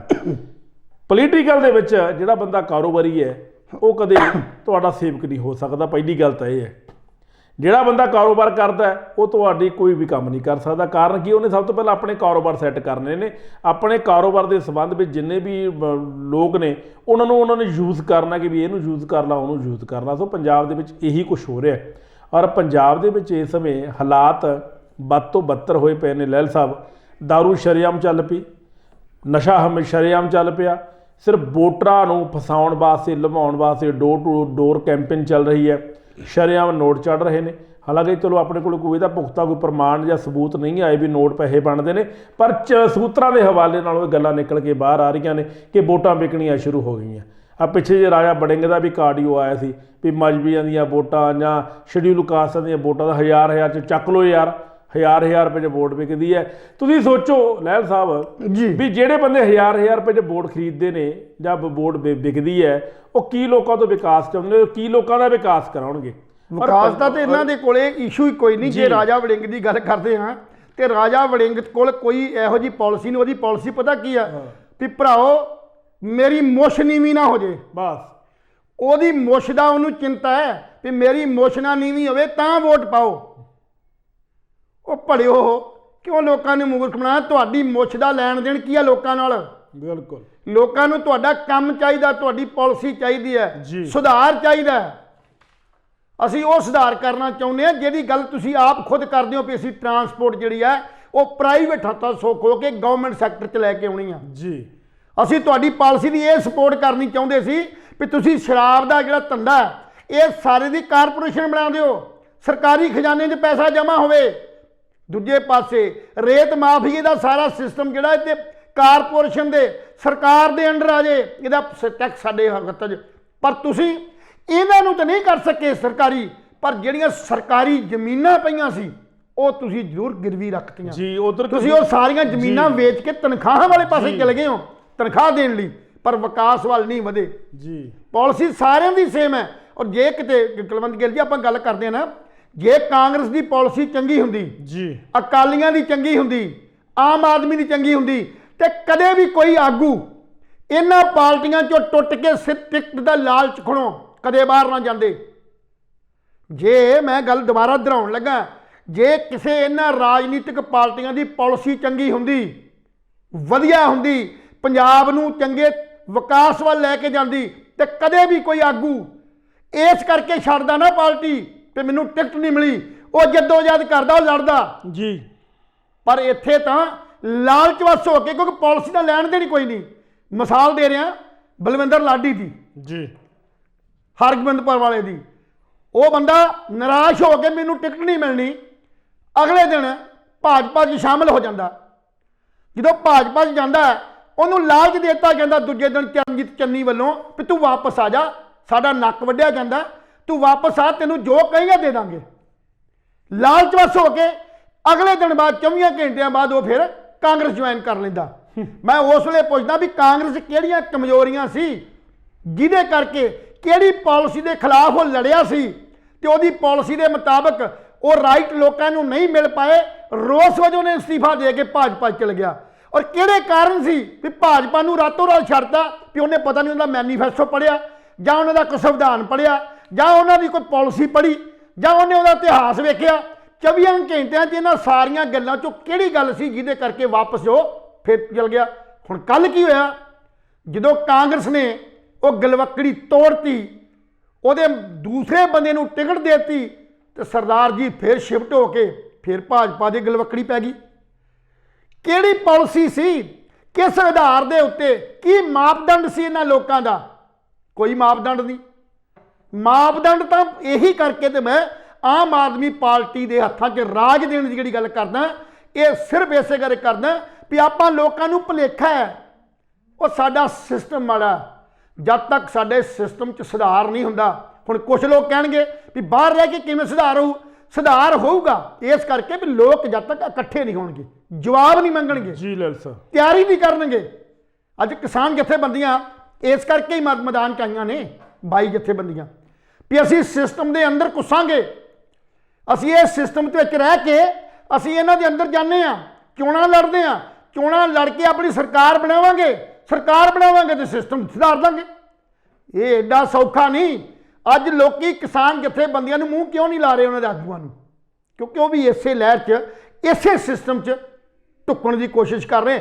ਉਹਨਾਂ ਦੇ ਅੰਦਰ ਵੀ ਮਨ 'ਚ ਲਾਲਚ ਵਸਾ ਵਸ ਹੋ ਗਈ ਵੀ ਟਿਕਟ ਸਾਨੂੰ CM ਬਣਾਂਗੇ, MLA ਬਣਾਂਗੇ। ਕੰਮ ਕਰਨਾ ਕਿਵੇਂ ਆ? ਸਿਸਟਮ ਕੀ ਹੈ? ਕਿਵੇਂ ਸੁਧਾਰੋਗੇ? ਅੱਖਰਾਂ ਨਾਲ ਜਾਂ ਅਖਬਾਰਾਂ 'ਚ ਬਿਆਨ ਦੇਣ ਨਾਲ ਜਾਂ TV ਦੇ ਮੂਹਰੇ ਬੋਲਣ ਨਾਲ ਸੁਧਾਰ ਨਹੀਂ ਹੋ ਪਾਉਣਾ, ਕਿਉਂਕਿ ਸਾਡਾ ਸਿਸਟਮ ਗੰਦਲਾ ਹੋ ਚੁੱਕਾ ਹੈ। ਸਾਡੇ ਮਨਾਂ ਦੇ ਅੰਦਰ 100 ਸਾਲ ਤੋਂ ਅਸੀਂ ਭ੍ਰਿਸ਼ਟਾਚਾਰ ਵੱਲ ਵਧ ਰਹੇ ਹਾਂ। ਸਾਡੇ ਦਿਮਾਗ 'ਚ ਹੈ, ਅਸੀਂ ਦਫ਼ਤਰ ਕਿਤੇ ਗਏ, ਦਫ਼ਤਰ ਦੇ ਬੰਦੇ ਨੇ ਸਾਡੀ ਫਾਈਲ ਜਿਹੜੀ ਆ ਕੱਢੀ ਨਹੀਂ, ਸਾਡੇ ਮਨ 'ਚ ਸ਼ੱਕ ਪੈਦਾ ਹੋ ਗਿਆ ਵੀ ਇਹ ਪੈਸੇ ਮੰਗਦਾ। ਜਦ ਤੱਕ ਅਸੀਂ ਪੈਸੇ ਨਹੀਂ ਦੇਂਗੇ ਫਾਈਲ ਅੱਗੇ ਨਹੀਂ ਤੁਰਨੀ। ਹੋ ਸਕਦਾ ਉਹ ਬੰਦਾ ਇਮਾਨਦਾਰ ਹੋਵੇ, ਹੋ ਸਕਦਾ ਕਾਰਨ ਕੋਈ ਹੋਰ ਹੋਵੇ ਦੀ ਫਾਈਲ ਚੱਲਣ ਦਾ, ਪਰ ਸਾਨੂੰ ਵਿਸ਼ਵਾਸ ਹੋ ਗਿਆ ਵੀ ਅਸੀਂ ਜਿਹੜਾ ਪੈਸੇ ਦੇਣ ਤੋਂ ਬਿਨਾਂ ਸਾਡਾ ਕੰਮ ਨਹੀਂ ਹੋ ਸਕਦਾ। ਇਸ ਕਰਕੇ ਉਹਦੇ ਮਨ 'ਚ ਭ੍ਰਿਸ਼ਟਾਚਾਰ ਬੰਦੇ ਦੇ ਆ ਗਿਆ ਔਰ ਉਹ ਆਪਣੇ ਪੈਸੇ ਧੱਕੇ ਨਾਲ ਉਹਨੂੰ ਫੜਾ ਰਿਹਾ ਜਾਂ ਉਹ ਮੰਗ ਰਿਹਾ। ਇਹਦੇ ਨਾਲ ਸਿਸਟਮ 'ਚ ਕਿਵੇਂ ਤੁਸੀਂ ਸਾਡੇ ਮਨ ਨੂੰ ਕਿਵੇਂ ਬਦਲੋਗੇ? ਇਕਾਗਰ ਕਿਵੇਂ ਕਰੋਗੇ? ਤੁਸੀਂ ਗੁਰਦੁਆਰੇ ਜਾਂਦੇ ਹੋ, ਮਸੀਤਾਂ ਜਾਂਦੇ ਹੋ, ਸਾਰੇ ਜਾਂਦੇ ਹੋ, ਪਰ ਕਦੇ ਗੁਰੂ ਨਾਲ ਜੁੜ ਕੇ ਗੱਲ ਕੀਤੀ? ਉਸ ਵੇਲੇ ਸਾਨੂੰ ਕੰਮਾਂ ਨਾਲ ਸਾਡਾ ਦਿਮਾਗ ਘੁੰਮ ਰਿਹਾ ਹੁੰਦਾ। ਤੇ ਸਾਡੇ ਪ੍ਰਚਾਰਕ ਇਕਾਗਰਤਾ ਦੀ ਗੱਲ ਕਰਦੇ ਆ ਵੀ ਜਦ ਤੱਕ ਤੁਹਾਡਾ ਮਨ ਇਕਾਗਰਤਾ ਨਹੀਂ ਹੋਏਗਾ, ਇਕਾਗਰ ਨਹੀਂ ਹੋਏਗਾ, ਤੁਸੀਂ ਰੱਬ ਦੇ ਨੇੜੇ ਨਹੀਂ ਜਾ ਸਕਦੇ। ਜਦ ਤੱਕ ਸਾਡੇ ਮਨਾਂ ਦੇ ਅੰਦਰੋਂ ਕਿਵੇਂ ਤੁਸੀਂ ਭ੍ਰਿਸ਼ਟਾਚਾਰੀ ਕੱਢੋਗੇ, ਕਿਵੇਂ ਸਿਫਾਰਿਸ਼ ਕੱਢੋਗੇ ਵੀ ਬਿਨਾਂ ਸਿਫਾਰਿਸ਼ ਤੋਂ ਕੰਮ ਨਹੀਂ ਹੋਣਾ, ਬਿਨਾਂ ਪੈਸੇ ਤੋਂ ਕੰਮ ਨਹੀਂ ਹੋਣਾ। ਇਹ ਕਨਸੈਪਟ ਜਿੱਦਣ ਮਨੁੱਖ ਦੇ ਮਨ ਚੋਂ ਨਿਕਲ ਗਿਆ ਉਦੋਂ ਦੁਨੀਆ ਦਾ ਸੁਧਾਰ ਹੋਣ ਵੱਲ ਵੱਧ ਜਾਵਾਂਗੇ। ਇਹ ਫਰਕ ਸਿਰਫ ਵਿਦੇਸ਼ਾਂ 'ਚ ਹੈ, ਉੱਥੇ ਸਿਸਟਮ ਹੈ। ਉਸ ਸਿਸਟਮ 'ਚ ਕਿਸੇ ਨੂੰ ਅਧਿਕਾਰ ਨਹੀਂ ਆ। ਉੱਥੇ ਇਹ ਨਹੀਂ ਵੀ ਇੱਕ MLA ਚੁਣਿਆ ਗਿਆ ਜਾਂ ਸੈਨੇਟ ਮੈਂਬਰ ਚੁਣਿਆ ਗਿਆ, ਉਹਨੂੰ ਗੱਡੀ ਮਿਲ ਗਈ, ਉਹਨੂੰ ਕੋਠੀ ਮਿਲ ਗਈ, ਉਹਨੂੰ ਰਾਜ ਸੱਤਾ ਮਿਲ ਗਈ। ਉਹ ਇੱਕ ਨੌਕਰ, ਇੱਕ ਡਿਊਟੀ ਦੇ ਰਿਹਾ। ਜੀ ਲੈਲ ਸਾਹਿਬ, ਜਦ ਤੱਕ ਇਹ ਬੰਦੇ ਸਿਸਟਮ 'ਚ ਨਹੀਂ ਆਉਂਦੇ ਉਦੋਂ ਤੱਕ ਸਾਨੂੰ ਹਮੇਸ਼ਾ ਹੀ ਚੁਸਤ, ਦਲੇਰ, ਸਮਝਦਾਰੀ ਤੇ ਰਾਜਨੀਤੀ ਦੀ ਸਮਝ ਹੋਣੀ ਜ਼ਰੂਰੀ ਹੈ। ਨਹੀਂ ਤੇ ਇੱਕ ਦੂਜੇ ਨੂੰ ਛੱਡ ਕੇ ਉਧਰ ਚੱਲ ਜਾਂਦੇ। ਰਾਤੋਂ ਰਾਤ ਕਿਵੇਂ ਦੂਸਰੀ ਪਾਰਟੀ ਜਿਹਨੂੰ ਗਾਲਾਂ ਕੱਢ ਰਿਹਾ ਹੁੰਦਾ ਬੰਦਾ ਉਹ ਜੁਆਇਨ ਕਰ ਜਾਂਦਾ। ਇਹਨੂੰ ਬਾਂਦਰ ਟਪੂਸੀਆਂ ਕਹਿੰਦੇ ਲੈਲ ਸਾਹਿਬ। ਇਸ ਕਰਕੇ ਉਧਰੋਂ ਸੁਧਾਰ ਦੀ ਜੇ ਤੁਸੀਂ ਆਸ ਕਰਦੇ ਹੋ ਨਾ ਆਮ ਆਦਮੀ ਪਾਰਟੀ ਤੋਂ ਜਾਂ ਕਿਸੇ ਹੋਰ ਤੋਂ, ਇਹ ਤੁਹਾਡਾ ਲੋਕਾਂ ਦਾ ਭੁਲੇਖਾ ਹੈ। ਇਹ ਵੱਖਰੀ ਗੱਲ ਹੈ ਵੀ ਤੁਹਾਡਾ ਚਾਚਾ, ਤਾਇਆ, ਮਾਮਾ, ਮਾਸੀ, ਆਣ ਗੁਆਂਢ ਕੋਈ ਨਾ ਕੋਈ ਤੁਹਾਡੇ ਖੇਤਰ 'ਚ ਖੜਾ ਤੇ ਤੁਸੀਂ ਆਪਣੀ ਲਿਹਾਜ਼ ਪਾਲਣ ਵਾਸਤੇ ਜਾਂ ਉਹ ਬੰਦੇ ਜਿਹੜੇ ਪਿੰਡਾਂ ਦੇ ਸਰਪੰਚ ਨੇ ਜਾਂ ਉਹ ਜਿਹੜੇ MC ਨੇ ਜਾਂ ਜਿਹੜੇ ਤੁਹਾਡੇ ਮਹੱਲੇ ਦੇ ਵਿੱਚ ਕੋਈ ਮਾੜੀ ਮੋਟੀ ਪੱਗ ਤਿੱਖੀ ਜੀ ਬੰਨ੍ਹਦੇ ਨੇ ਜਾਂ ਪਟੇ ਵਾਹ ਲੈਂਦੇ ਨੇ, ਉਹ ਤੁਰਨ ਫਿਰਨ ਵਾਲੇ ਬੰਦੇ, ਤੁਸੀਂ ਉਹਨਾਂ ਦੇ ਮਗਰ ਲੱਗ ਕੇ ਕਦੇ ਸੋਚ ਦੀ ਗੱਲ ਨਹੀਂ ਕੀਤੀ। ਤੁਸੀਂ ਸਿਰਫ ਲਿਹਾਜ਼ ਪਾਲਦੇ ਹੋ। ਉਹ ਲਿਹਾਜ਼ਦਾਰੀ 'ਚ ਤੁਸੀਂ ਜਿਹੜੀਆਂ ਵੋਟਾਂ ਪੋਲ ਕਰਦੇ ਹੋ, ਇਹ ਮਨ 'ਚ ਭੁਲੇਖਾ ਰੱਖ ਕੇ ਵੀ ਸਰਕਾਰ ਨੇ ਸਾਨੂੰ 5 ਸਾਲ ਸਰਕਾਰ ਬਦਲਣ ਦਾ ਇੱਕ ਹੱਕ ਦੇ ਦਿੱਤਾ ਵੋਟ ਪਾਉਣ ਦਾ। ਜੀ ਲੈਲ ਸਾਹਿਬ, ਇਹ ਭੁਲੇਖਾ ਸਾਡੇ ਲੋਕਾਂ 'ਚ। ਕਦੇ ਵੋਟਾਂ ਨਾ, ਜੇ ਤੁਸੀਂ ਵੋਟਾਂ ਕਦੋਂ ਸਾਡੀਆਂ ਜ਼ਰੂਰੀ ਨੇ, ਉਦੋਂ ਜ਼ਰੂਰੀ ਜਦੋਂ ਅਸੀਂ ਮਾਨਸਿਕ ਤੌਰ ਦੇ ਉੱਤੇ ਕੰਪਲੀਟਲੀ ਇਸ ਸਿਸਟਮ ਨੂੰ ਜਾਣਨ ਲੱਗ ਜਾਂਗੇ, ਦੋਸਤ ਤੇ ਦੁਸ਼ਮਣ ਦੀ ਪਹਿਚਾਣ ਕਰਨ ਲੱਗ ਜਾਂਗੇ, ਫਿਰ ਵੋਟਾਂ ਜਾਇਜ਼ ਹੈ। ਨਹੀਂ ਤਾਂ ਵੋਟਾਂ ਦੇ ਸਿਸਟਮ 'ਚੋਂ ਅਜੇ ਬਾਹਰ ਨਿਕਲ ਕੇ ਇਹ ਸਮਝਣ ਦੀ ਕੋਸ਼ਿਸ਼ ਕਰੋ, ਇਹ ਗੱਲ ਜਾਣਨ ਦੀ ਕੋਸ਼ਿਸ਼ ਕਰੋ, ਏਕਤਾ ਪੈਦਾ ਕਰੋ। ਜਵਾਬ ਪੁੱਛੋ ਇਹਨਾਂ ਨੂੰ। ਇਹ ਨਹੀਂ ਵੀ ਸਿਰਫ ਡਿਬੇਟਾਂ ਹੋ ਗਈਆਂ, ਡਿਬੇਟਾਂ 'ਚ ਆਪੋ ਆਪਣੀ ਪਾਰਟੀ ਨੂੰ ਰੀਪ੍ਰੈਜ਼ੈਂਟ ਕੀਤਾ, ਪਾਲਿਸੀ ਉਹਨਾਂ ਨੂੰ ਵੀ ਨਹੀਂ ਪਤਾ। ਉਹ ਵੀ ਇੱਕ ਦੂਜੇ ਦੇ ਉੱਤੇ ਦੂਸ਼ਣਬਾਜ਼ੀ ਲਾ ਰਹੇ ਨੇ। ਕੋਈ ਬੰਦਾ ਅੰਦਰ ਜਾ ਰਿਹਾ, ਕੋਈ ਬਾਹਰ ਜਾ ਰਿਹਾ, ਕੋਈ ਟਿਕਟ ਦੀ ਖਾਤਰ, ਕੋਈ ਕਿਸੇ ਖਾਤਰ, ਕੋਈ 2000 ਕਰੋੜ ਦਾ ਮਾਲਕ ਹੈ। ਇੱਥੋਂ ਤੱਕ ਵੀ ਜਿਹੜਾ ਗੁਰਜੀਤ ਰਾਣਾ, ਉਹਦੀ ਜਿਹੜੀ ਹੈ ਇਨਕਮ ਜਿਹੜੀ ਹੈ ਉਹਦੀ 300 ਕਰੋੜ 350 ਕਰੋੜ ਹੈ। ਉਹਦੇ ਮੁੰਡੇ ਦੀ ਵੱਖਰੀ ਹੈ। ਦੋਨੇ ਕਾਂਗਰਸ ਦੇ ਖਿਲਾਫ ਤੇ ਕਾਂਗਰਸ ਦੇ ਹੱਕ 'ਚ ਖੜੇ ਨੇ। ਇਹ ਸਾਰੀਆਂ ਕਿਉਂ ਨੇ? ਇਹਦਾ ਕਾਰਨ ਇਹ ਆ, ਇਹਦਾ ਕਾਰਨ ਇਹ ਆ ਰਾਜਗੱਦੀ ਹਥਿਆਉਣਾ। ਜਿਵੇਂ ਤੁਸੀਂ ਕਹਿਤਾ, ਇਹ ਰਾਜਗੱਦੀ ਨੂੰ ਹਥਿਆਉਣ ਦਾ 5 ਸਾਲਾਂ ਬਾਅਦ ਮੌਕਾ ਮਿਲ ਜਾਂਦਾ। ਉਸ ਮੌਕੇ ਨੂੰ ਹੱਥੋਂ ਗਵਾਉਣਾ ਨਹੀਂ ਚਾਹੁੰਦੇ।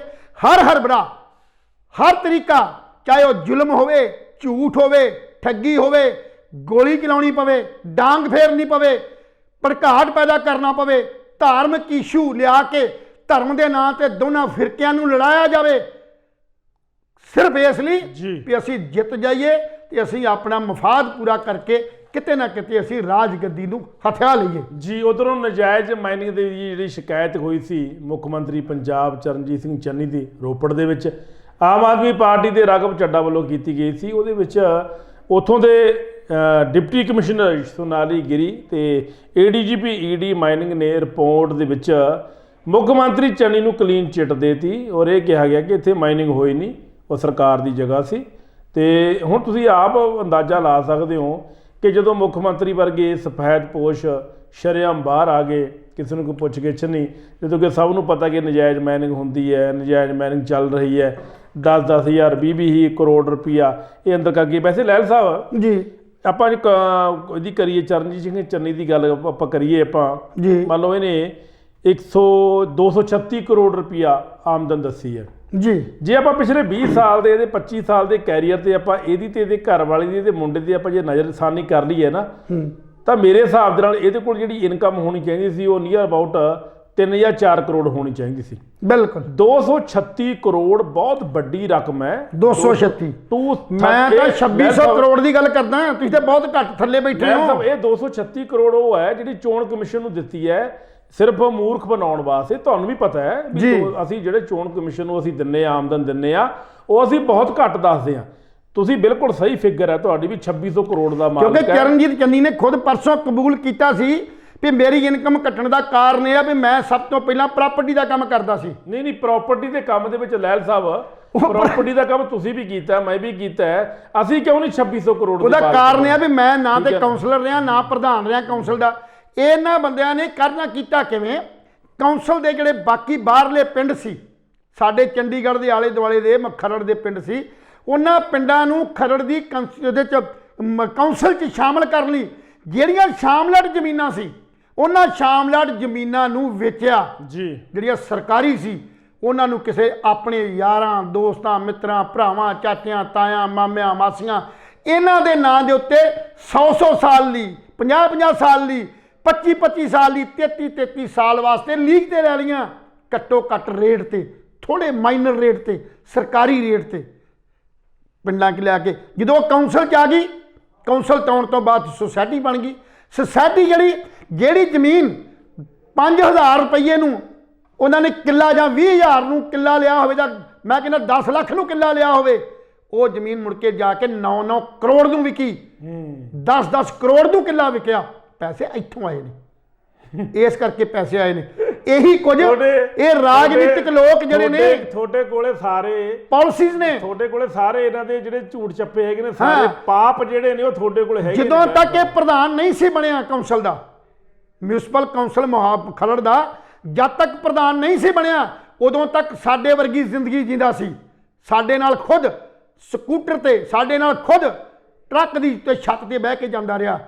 ਅੱਜ ਗੱਡੀ 3-3 ਕਰੋੜ ਦੀ ਮੁੰਡੇ ਗੱਡੀ ਲਈ ਫਿਰਦੇ ਨੇ। ਇਹ ਸਿਰਫ ਉਸ ਵੇਲੇ ਜਦੋਂ ਇਹ ਖਰੜ ਕਾਉਂਸਲ ਦਾ MC ਬਣਿਆ, MC ਤੋਂ ਬਾਅਦ ਧੱਕੇ ਨਾਲ ਪ੍ਰਧਾਨ ਬਣਿਆ। ਪ੍ਰਧਾਨ ਬਣਨ ਤੋਂ ਬਾਅਦ ਇਹ ਸਾਰੀ ਜਿਹੜੀ ਪਾਲਿਸੀ ਸੀ, ਕਿਉਂਕਿ ਉਸ ਵੇਲੇ ਵਿਕਾਸ ਦਾ ਜਿਹੜਾ ਬਹੁਤ ਤਗੜਾ ਸਿਸਟਮ ਸ਼ੁਰੂ, ਜ਼ਮੀਨਾਂ ਦੇ ਭਾਅ ਅਸਮਾਨੀ ਚੜੇ ਹੋਏ ਸੀ ਉਸ ਵੇਲੇ।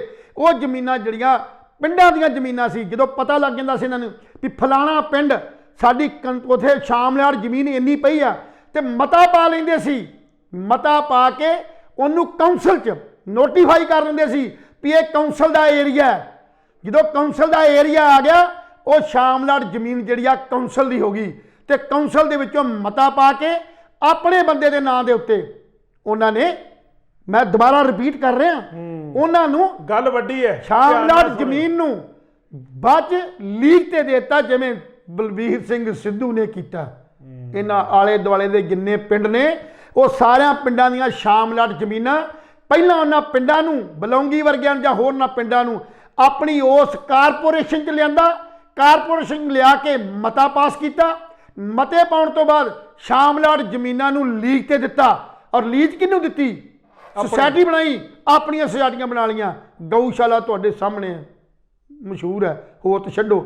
ਇੱਕ ਪਿੰਡ ਦੀ ਇਹੋ ਜਿਹੀ ਜ਼ਮੀਨ ਸੀ ਜਿਹੜੀ ਜ਼ਮੀਨ ਉਹ ਸਾਡੇ ਜੱਟਾਂ 'ਚ ਆਮ ਤੌਰ 'ਤੇ ਇਹ ਹੁੰਦਾ ਵੀ ਦੀਵਾਨੀ ਚਵਾਨੀ ਵਾਲੀ ਜ਼ਮੀਨ ਹੁੰਦੀ ਆ ਮਾੜੀ, ਚਵਾਨੀ ਵਾਲੀ ਹੁੰਦੀ ਵਧੀਆ, ਰੁਪਈਏ ਵਾਲੀ ਹੋਰ ਵੀ ਬਹੁਤ ਵਧੀਆ। ਉਹ ਰੁਪਈਏ ਵਾਲੀ ਜ਼ਮੀਨ ਜਿਹੜੀ ਆ ਸਿਰਫ 25 ਪੈਸੇ ਵਾਲੀ ਜ਼ਮੀਨ ਨਾ ਵਟਾ ਲਈ ਗਈ ਇਸ ਆਧਾਰ ਤੇ ਵੀ ਇੱਥੇ ਇਹ ਸਰਪੰਚ ਤੋਂ ਮਤਾ ਪਵਾ ਕੇ ਵਟਾਂਦਰਾ ਕਰ ਲਿਆ ਗਿਆ ਵੀ ਉਹ ਜ਼ਮੀਨ ਤੇ ਇਹ ਜ਼ਮੀਨ 'ਚ ਕੋਈ ਅੰਤਰ ਨਹੀਂ ਆ। ਉਹੀ ਜ਼ਮੀਨ ਮੁੜ ਕੇ ਜਿਹੜੀ ਉਹਨਾਂ ਸੋਸਾਇਟੀ ਕੱਟ ਦਿੱਤੀ ਗਈ।